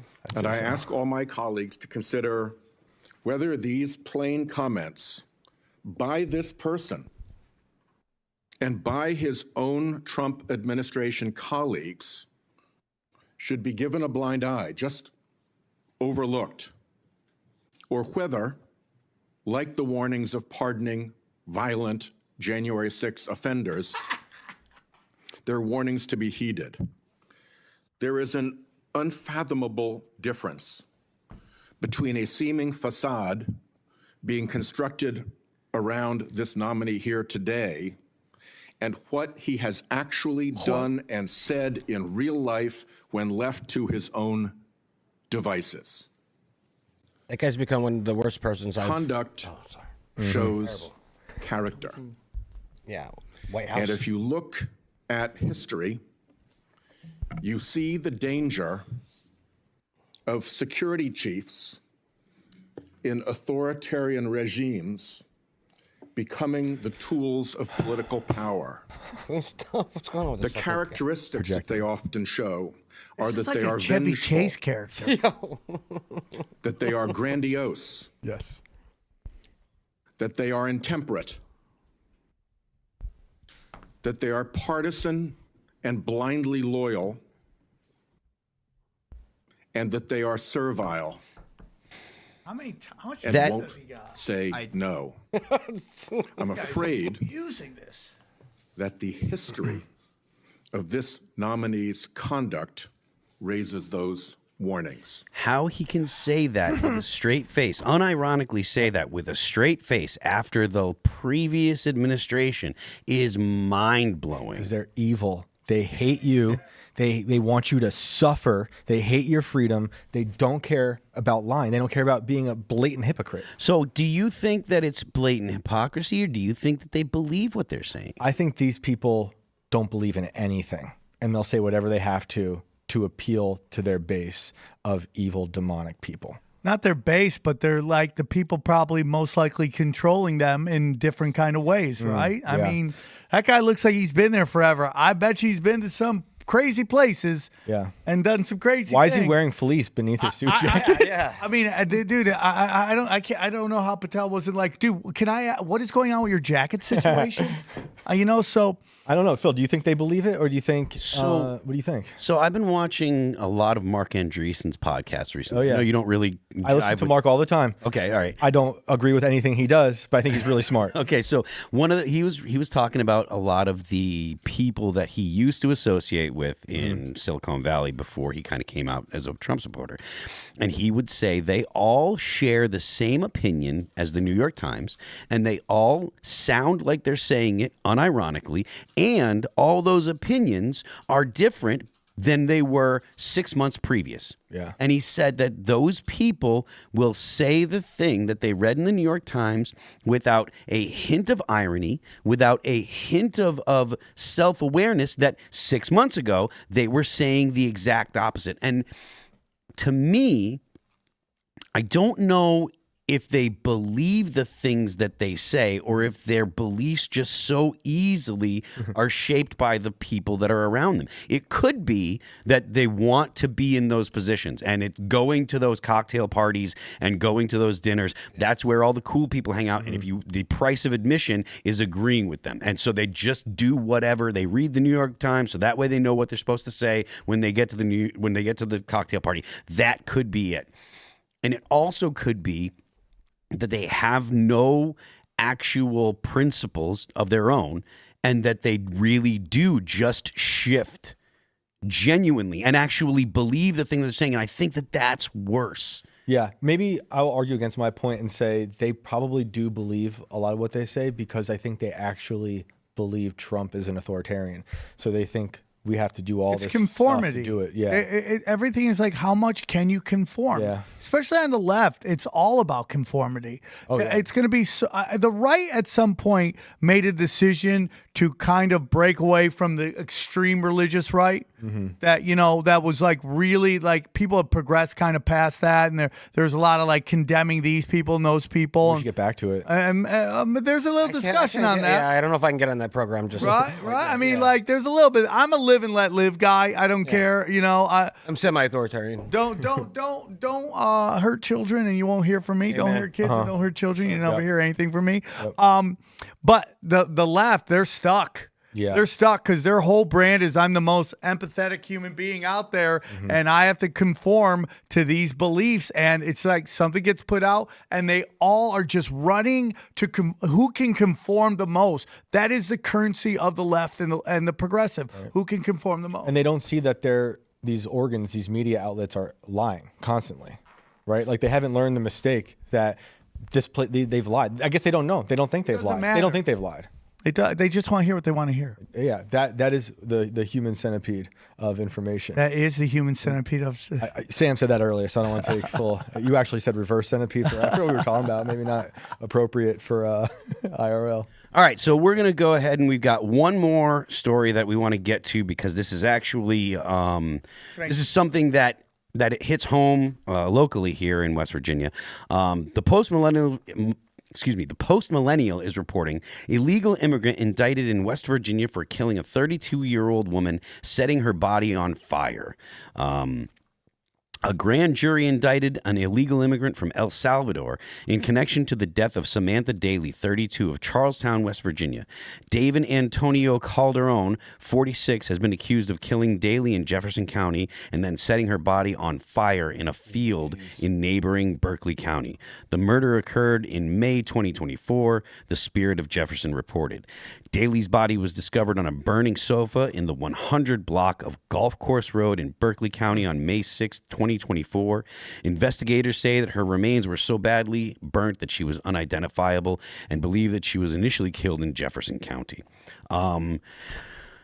It's a rough one to hear. Go ahead. Read the next sentence. Like the victim was under GPS surveillance. Oh, yeah. The victim was under GPS surveillance at the time of the killing. Daly was serving a home confinement sentence for driving with a suspended license, a nonviolent offense, authorities said. She was allowed to leave her Jefferson County residence to conduct business matters and perform errands. Dude. So the poor woman couldn't leave her house, and she was murdered by this illegal immigrant. And it's rough to even read the story, and it's also kind of scary to think that it happened around here. It's very, very, I think there's like at least 4 or 5 people that work here that I drive through it every day. Live down, but I'm talking about live there. I understand. It's every day. I used to go to the gym that was like 10 miles, just a couple miles north of that place.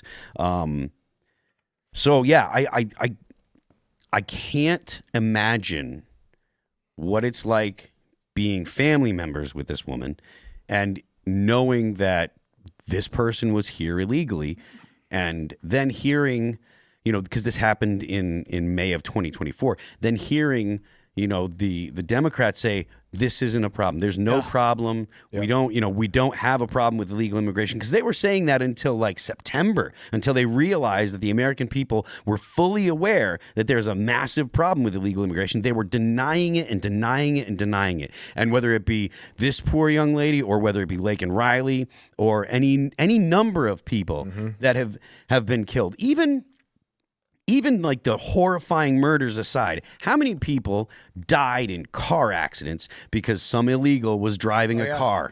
They don't know the rules or laws or anything. Yeah, and if they weren't if they just purely weren't in the country, they wouldn't have been driving the car. Not drunk, not any of that's not any aggravating circumstances, just was an illegal that shouldn't have been here, that was driving a car and got into a car accident and killed someone. I mean, I'm sure that it's hundreds of people that have died, maybe thousands, because you're talking about at least 10 million, probably closer to 20 million illegal immigrants that have entered the country since 2020 or 2019 or something.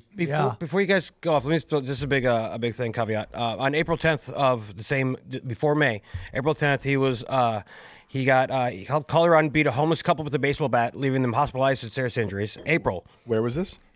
Wherever here area. Wow. It is in the same article we're reading. Okay. And then he stabbed another man several times in April, before May, April 28th, following an argument. So the dude has been. I'm really sad about West Virginia. What are you doing, West Virginia politicians and police, letting this dude out? April, beat up a couple baseball bats, and then he stabbed some dude in an argument on just April on 28th. 340, not crazy, not 5 miles down the road, maybe 10 miles down the road from Charlestown is the Department of Homeland Security. Yeah. That's right.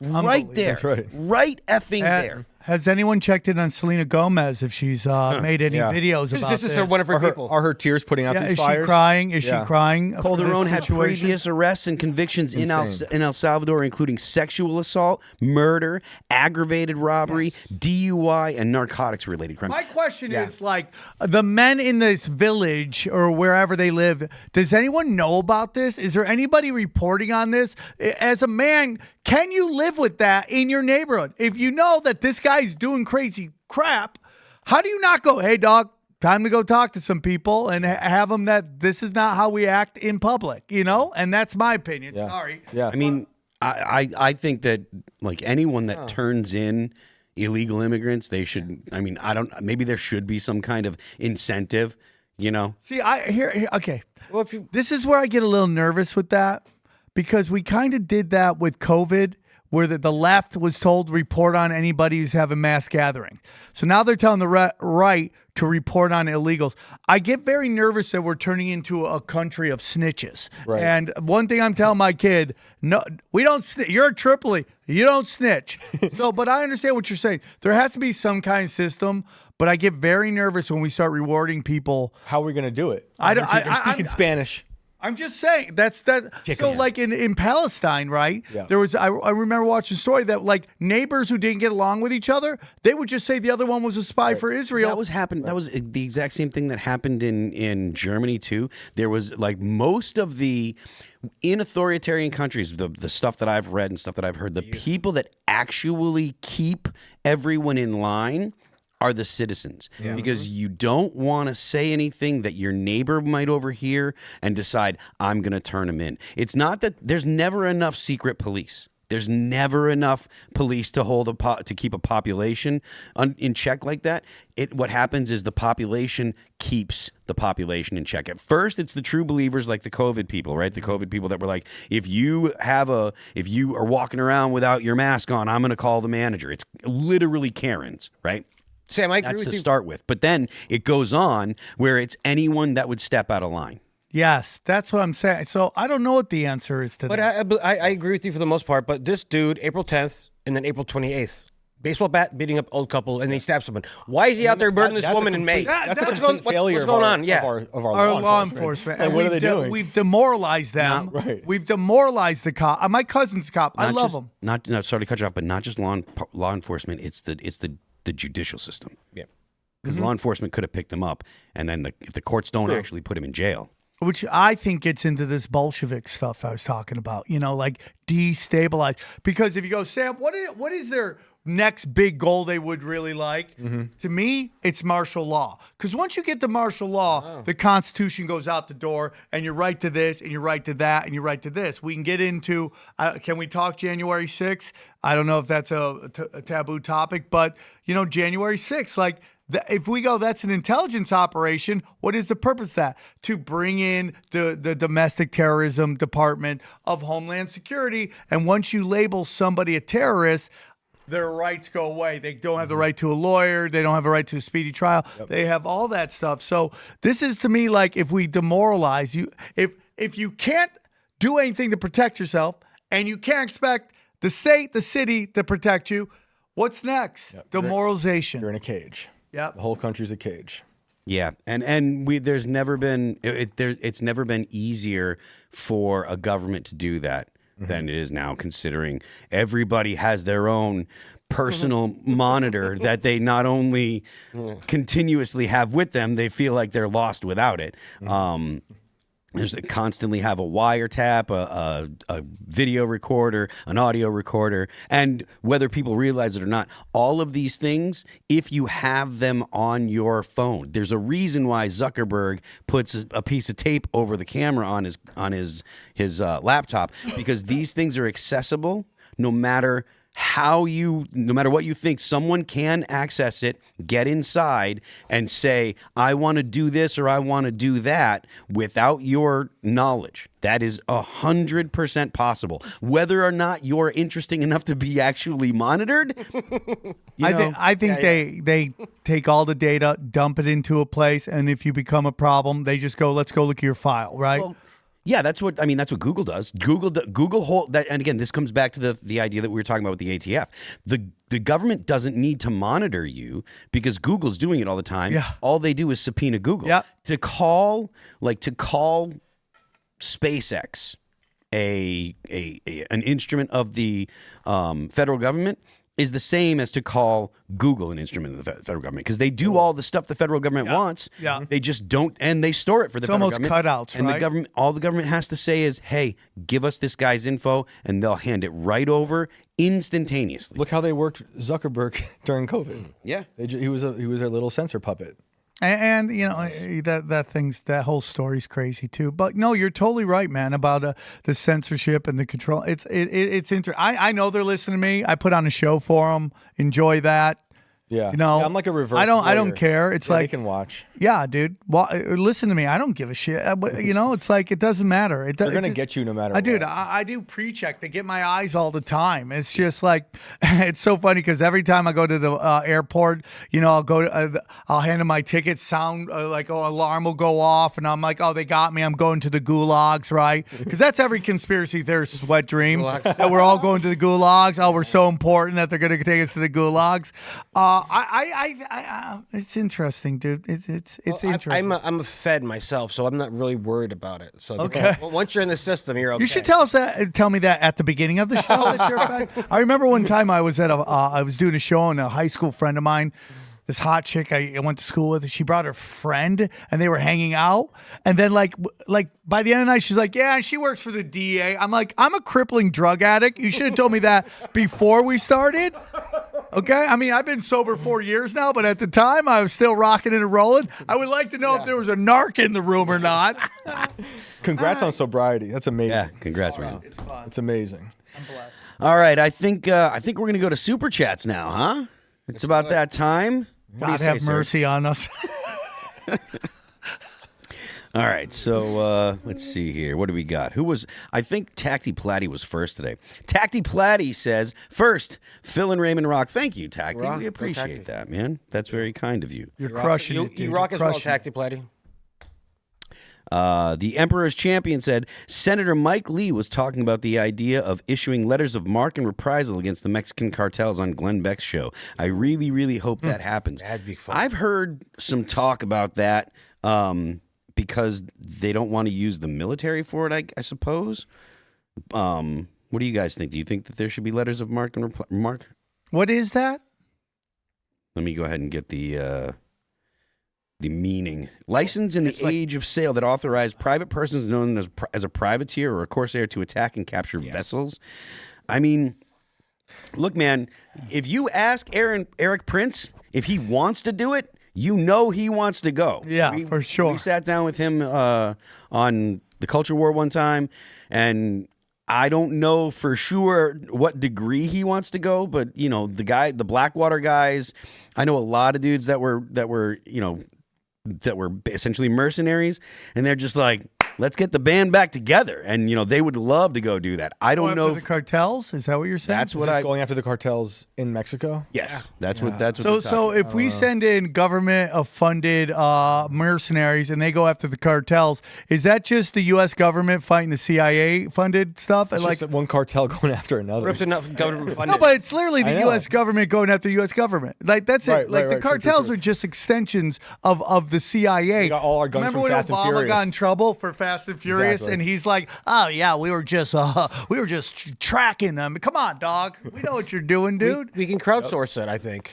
You know, We have we have an Give them go. economy that is half of our economy is based off of drug sales, okay, human trafficking, and cancer and pharmaceuticals. I mean, like that's our government, that's our economy, dude. I don't know that I agree that our economy is based off of human trafficking.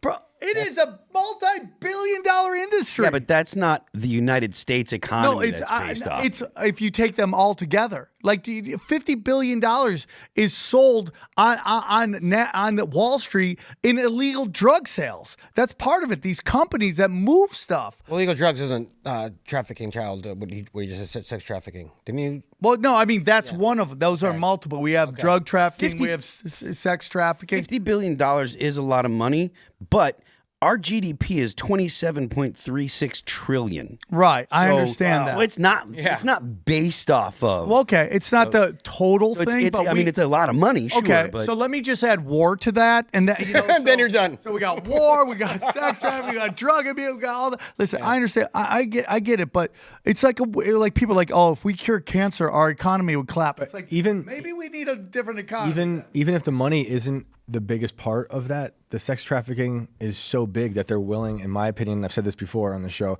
that they shut down the world for the Epstein stuff. Like COVID came after Epstein. I think that was their play. We'll shut it down. And look what they did to Epstein. All that stuff, the list hasn't come out yet. It's very deeply embedded in this society and across the whole world. Look what was going on with in London with I forget With the grooming. Yeah, well, the grooming gangs, but there were two people, like one in the BBC, I believe, who had a huge problem with the CP stuff. It's so threaded into this world. It is the initiation to the highest levels of power. Once society became more and more acceptable of alternative lifestyles, right? Then the next thing is like, how do you control that? Mm-hmm. Yep. I mean, I try not to get involved with all that stuff because Thank God, me too. I tell you what, it's not hard to not get. Yeah, I know. try not to get involved in child sex trafficking. No. I mean, the politics in the whole rabbit hole. Like I'm 2020 brand new guy, and the more and more I know, it f's the heck out of my brain. It's so hard, dude. You know, it's so hard, and very hurt interesting. people hurt people. yeah. Yeah, for sure. All right, so let's see. Some more super chats. Shot of Jamo says, "Can everyone pray for me? I got in a car accident and I'm in the hospital. I'm feeling okay. Just checked out Timcast to bring my spirits up." Oh, sorry. Well, man, best wishes to Praying a for you. speedy recovery. Sending you love, brother. Yeah, man. Indeed. Sending you love. Indeed. I'm not your buddy guy, says the left are too far gone. I don't know how you'll mend the divide, especially when one side is willing to sacrifice lives to protect their ideology.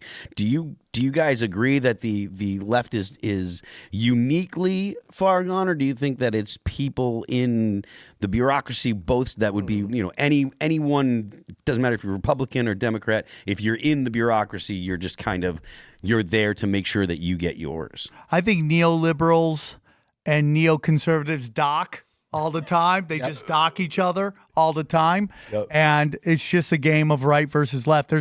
We just had a really great show on my podcast, Tinfoil Hat. We had Crow 777 on, and he was talking about the bankers, and he was getting into the bankers basically created this right left narrative to get us all to fight with each other so we don't focus on what is really going on. Yeah. And that's kind of it. At the highest levels, it's all one team. It's two wings of the same bird. Right. That's why we're seeing these people flip out so hard at the hearings, Republicans and the Democrats, because Tulsi, Pete, Cash, these are outsiders for the most part. Cash obviously has done a lot. Oh, RFK Jr. RFK Jr., they're wigging out because Tulsi's going up for a job right now that was last held by Avril Haines, who didn't prosecute the CIA for hacking Senate staffer computers. She was all about lawful incineration of terrorists using the Bush definition of a terrorist. And she was into sexual humiliation rituals on stripped naked prisoners. Awful human being. And now these people are upset because Tulsi's getting it. It's so crazy to me, dude. Yep. All right. Well, let's see. Which one we got here? Kelly says, hope Tim is healing up well. I've been a member from the beginning, wanted to extend my gratitude for everyone's hard work. 2025 has started off well, and I look forward to America's new future. Amen to that, Thankfully, Donald Trump won, and we're not looking at, the FBI following Tim around and me around and stuff. And we've seen Tim today, so he is healing up well. I mean, it takes a while when you get dental. Gold grills look Oh, great. Tim? Yeah. That was his first thing. I mean, I haven't seen Tim since last Friday, so Got bling bling. but apparently Tim was in earlier today, Yes. and Yeah. the kind of surgery that Tim got, a bone graft and stuff like that it's not kidding around. It's not small time stuff. That's the kind of stuff. Like when he told us last week that he's going to need me to fill in for Friday, and then the portion of this week that he wasn't able to do it, I was thinking I'm probably going to end up doing the whole week because that's a serious operation. So maybe we'll see Tim back Monday, hopefully. I'm just gonna let my teeth And fall out. as a greedy human being, I've got to join this beautiful show and be honored here for the last 3 days. Cheers. I love to hug you, bud. We'll hug after. Okay. Nice. Hug I'm it up. in, dude. I appreciate that. I'll do it. Hope I didn't make the I'm a show human. weird. I'm a human too, bro. Who doesn't love Amazing connection? show. Josh says tinfoil hat for life. So you got some fans there. I got to check you out. I'm excited. I'm gonna. Please. My brain's gonna be broken in 2 weeks. I can't wait. Yeah, it's gonna be great. It's gonna be. Here's the whole thing, dude. It's not that you are gonna change anything, but you just want to not be lied to. Yeah. And then you don't fall for their games. And, dig it. And you pull yourself out, and then you start worrying about here, and you start working on here, and then that's how you win. That's beautiful. All right, we're definitely hugging. Well put. Let's see. Jesse the Unending says, Phil, have you watched Jocko Willink's latest podcast where he interviews Chris from Oliver Anthony? I would love to see him come on either IRL or The Culture War. Have you met him personally yet? I have not met him. Last I heard of Chris from Oliver Anthony, that's Oliver Anthony is the name of the band. The actual dude, his name is Chris, right? I thought that he was no longer going to be doing music. I thought that he was kind of bowing out and was going towards trying to save people in Jesus' name. I don't know the band. Never heard. Good job, bud. I love that. Love that, I would too. love to be like, I'm quitting what I've been doing. I'm just gonna work for Jesus. I'd Like love Mace. that. I mean, that is commendable. So, and no, I haven't seen the podcast, and I haven't met Chris from Oliver Anthony. I would love to, but I have not. And it would be great to get him on IRL. If Lisa's watching, hey, Lisa, Hit us up. see what he says. Cowpoke Ranch says, from a Kansan, the birthplace of the abolitionist movement, Brown versus Board of Education and Dwight D. Eisenhower, who defeated the Nazis, and the people who defeated the Confederacy, we stand firm. Cool. I'm not sure what you stand on firm about, but hell yeah. I'm not born Kansian, born not raised, but Have you been to the Corn Palace? no, man, I left when I was like 2 years old. Oh, you gotta go to I'm the Corn born in Palace. Kansas. Now, Kansas City Chiefs play in Missouri, right? Or are they playing? yeah, they Kansas? played in Missouri. Yeah. Okay. Kansas City is the greatest city Oh yeah. that I love, and I hate that team so much. Yeah, It's Mahomes. this weird. Him and his weird ass. I mean, freaking I hair. like Mahomes. I can appreciate Mahomes, but I just hate the NFL's like, we got to get them into the Super Bowl. Every so year. they're destroying their brand. Oh, by the way, go Birds. Go Birds. Hi, dude. Philadelphia? Yeah. Oh. It was so funny. I Not my posted- team, but my family's crazy nuts, so I have to shout out to the camera. Go Birds. All Philadelphia fans. Well, yeah, they're like the craziest people too in the world. Philadelphia won. Let's go destroy the city. Philadelphia lost. Let's go destroy the city. A 18-year-old kid died. I fell off a light post from celebrating. That sucks. Yeah, don't do that. That's sad. Let's see. Andre says, the illiberal party of Canada is weaponizing the tariffs. The coalition with the NDP is back on the table to print more money for COVID-like relief for affected Canadians. Trump needs to stop. He's only helping them. Well, I'm sorry to hear it. Well, it also gets into, is this the the North American Union that they've been talking about forever, which is very scary because if this new union forms, again, are they getting rid of the Constitution? That has always been the threat. And man, what a great guy to bring it in, Captain Sugarcoater, right? Willy Wonka and his chocolate factory. We're not paying attention to it. Right. I worry that he has pacified most dissenting voices right now. And people need to be speaking up for that stuff. I see it a lot. What is your major concern with the things that Donald Trump has presented, or do you think that he's doing things behind the scenes like the deep state? I think Trump probably means well, but he's surrounded by bad people. I don't think Tulsi's bad or Pete or any of them. Like I said the other day to you, Stargate is extremely worrisome to me. I think that is an anti-human apparatus to usher in a dystopian landscape to control your every move. So then what do you say to the idea that if the United States doesn't produce AI on par with other countries, that the United States falls behind and then risks becoming literal subject to another global? It's tough because I'm not big on regulations, but we need to do something with AI because I think it's going to phase out humanity. All these people say that too. Altman says it. Altman comes out and he's like, he gets accused of something by his sister. Then he gets accused of being associated with a whistleblower, no longer being with us, right? And then he gets promoted. And then he's like, yeah, we're just going to do AI things for people. I can't say what it is, but right. Shady. I think, so real quick before I go to that, I think Trump sees that stuff the same way look, the SpaceX stuff, the rockets falling back down to Earth and being caught, it's crazy. It's amazing. And Trump sees that, I think, the same way he sees AI, almost like how my grandma saw hashtags on Facebook. I don't understand this, but it's amazing. And I want to be a part of it because it's part of the golden era, but maybe some things shouldn't be a part of the golden era. And just because it's inevitable doesn't mean it's good. And that this stuff has short-term great benefits, like they sell the Neuralink, but it will become something that will erase what it means to be human. And they'll have to redefine humanity, re-quantify what it means to have an IQ. They'll have every move logged, and they'll be able to predict your move at some point. It's going to get so bad. I think Trump is a sorcerer who does magic, and that's my honest opinion. And why do you think that? Because there's so much about him that, from numerology to Kabbalistic magic to Jesuit order, that you can go, dang, dude, it lines up a lot. And dude, it's like the movie title, everything's a rich man trick.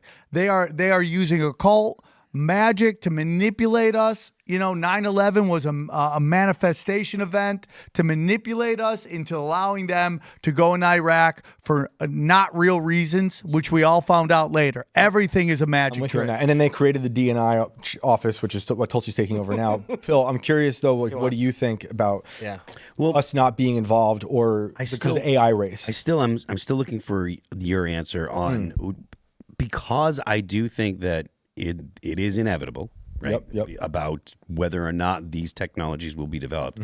Do you think that it's preferable that the United States develop them or someone else? I don't want them at all. So okay, but I preferably the point that I made preferably. I don't want them anywhere.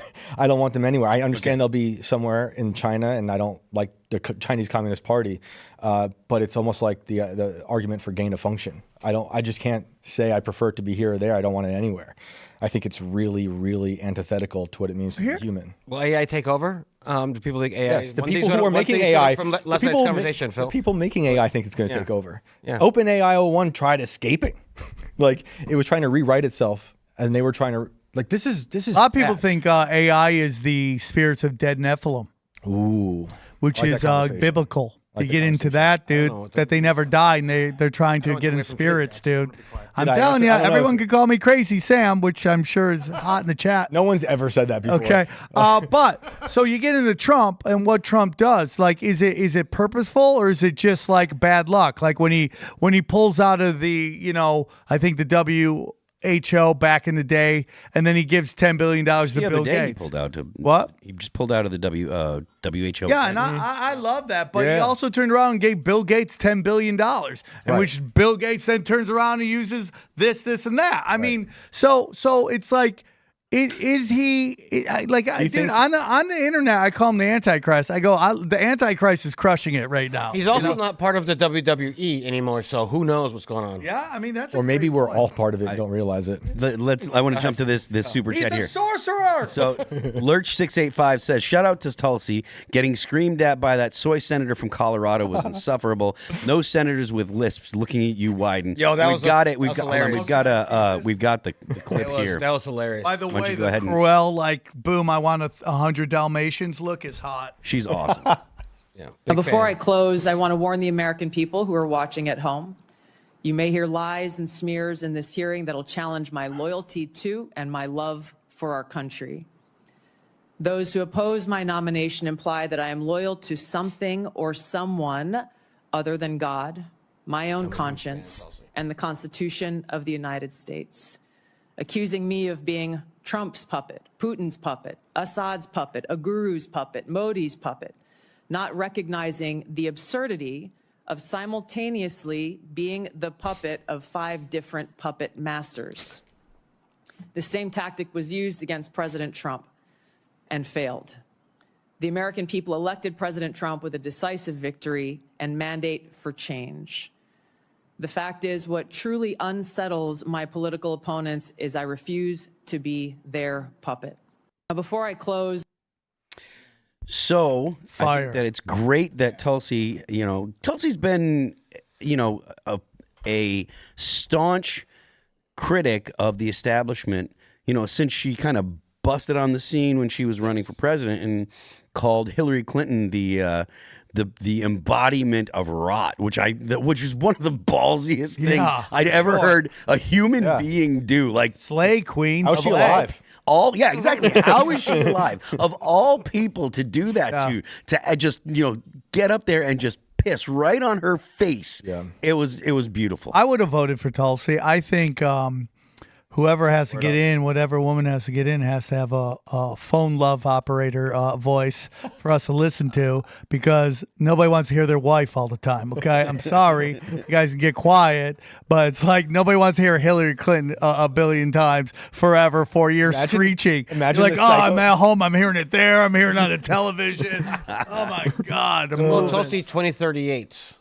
I would vote for After- him. after JD. Who's gonna step in with after Trump? And probably JD if he Hopefully. plays it right. I mean, we don't know what kind of guy, what kind of Yeah. a vice president he's gonna be. So Yeah. it's open. Hard to say. It is. As of now, I lean towards Tulsi. She might be the first woman president. Well, it's- I hope so. I mean, we don't- I mean, maybe sure. others will come in. I'm not sure, though. With this notion, like we need a predict. female president is ridiculous. We need the best person. If it happens to be a female, I would love to vote for a female just Right. to shut up everybody. There you go. By everybody, you mean women, right? Yeah, exactly.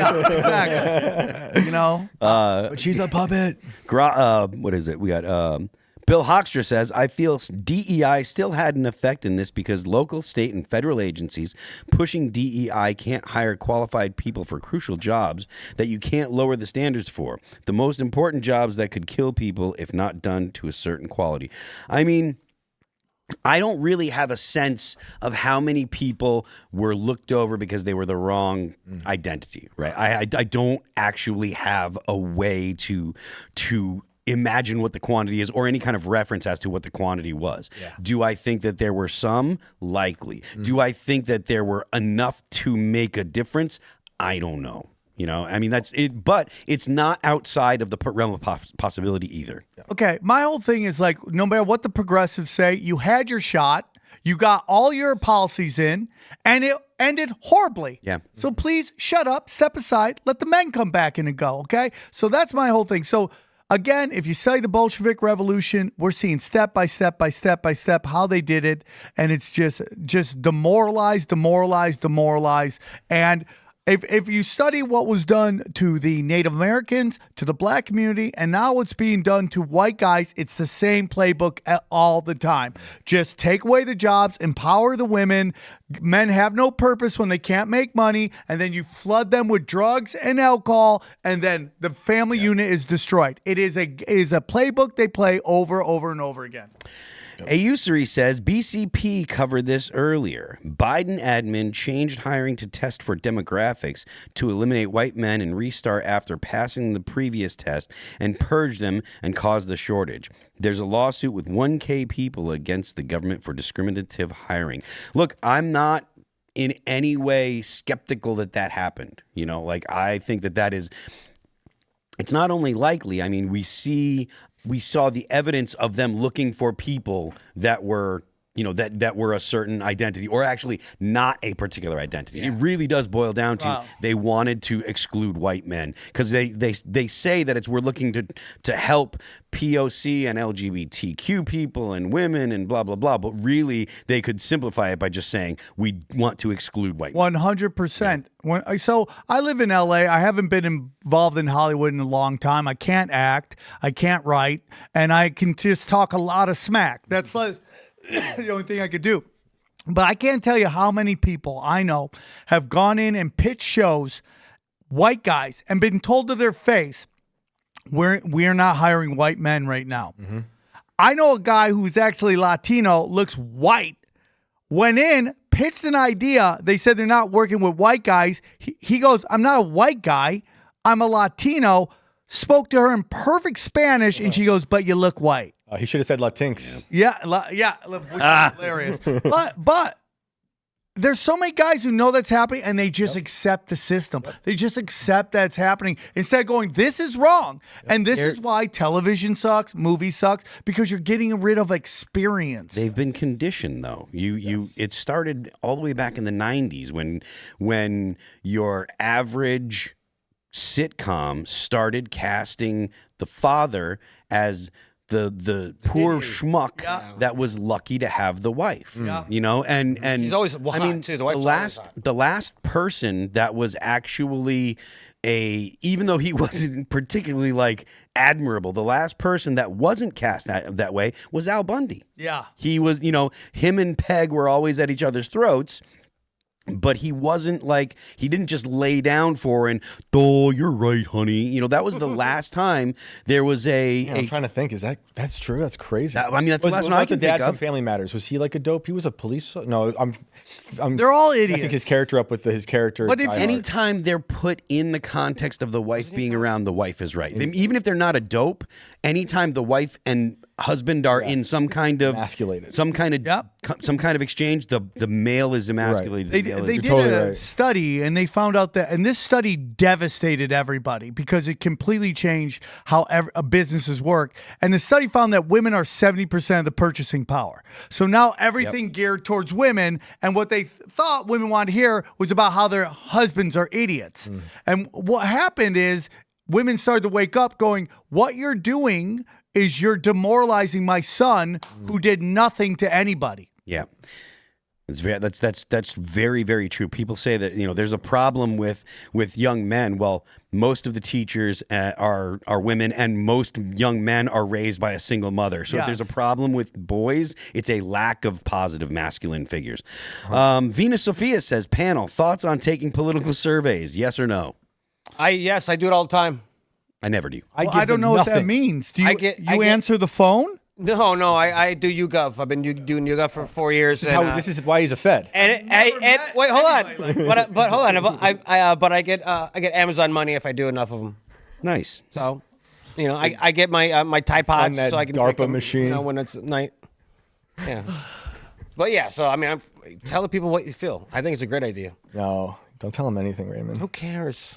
Mike You know who I Raudick, am, so. Mike Raudick says, "Congrats on the new album drop tomorrow, Phil. Snagged it pre-order. Can't wait to hear it. Love Shane's show too. I'll call in one day for sure because I got some stories to tell. Phil Cast for life, though. Thank you very much. I appreciate the opportunity to hold it down while Tim gets better. But You're this- killing it, album- bro. You're killing it. Your album's out tomorrow? tomorrow's a new record drop. Oh, yeah. shoot. I'm excited. I'm pretty excited too. First new album in since 2018. So Amazing. 7 years. Dang. You know, Dude, I love Divine. I just love Thank you very much. Divine. I just love that whole thing, dude. That's so good. appreciate it. Fire. Thank you, sir. Let's see. Ricky says, "Shut down the border until fentanyl deaths drop by 50% nationwide." I mean, look, I think we should shut down the border for longer. I agree. You know, just because fentanyl deaths lower doesn't mean that the problem of human trafficking is taken care of. There's a lot of kids. I saw The Sound of Freedom a couple weeks ago or a week ago, and I mean, it's a rough watch. First time seeing it? Yeah, it's the first time I saw it, yeah. I can't watch it. Dude, It's a rough one. It's rough. The beginning will blow your mind, bro. I can't watch anything that hurts kids.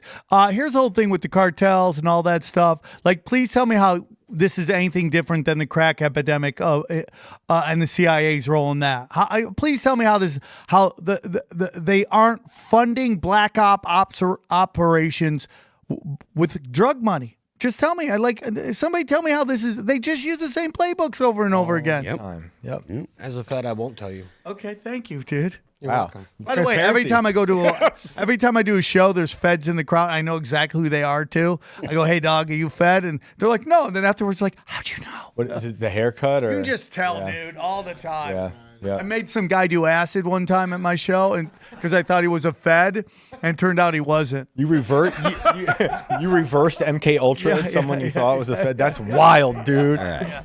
One more. We got time for one more. Red Assassin 001 says, "Did you hear the background check law for 3D printers in New York? They're making a background check just to buy a 3D printer. What? In New York because you yeah, could dude. possibly make the frame for a firearm. Not even make the firearm, right? You can only make certain parts. You can't make a barrel. You can't make a chamber. They want to make you make it so you have to have a background check for the 3D printer. Insane. You know what I found really interesting is when all these COVID lockdowns were going on, and we had like these countries like Canada and Australia, and the government was just pounding on them, but they had no guns, right? Mm-hmm. And I'm like, where are the gun runners, right? Why aren't the gun runners showing up and slipping a gun? Then I realized, oh, the gun runners are controlled opposition too. They're just doing cutouts for all the arms dealers. Everything is bullshit. There you go. Great motto.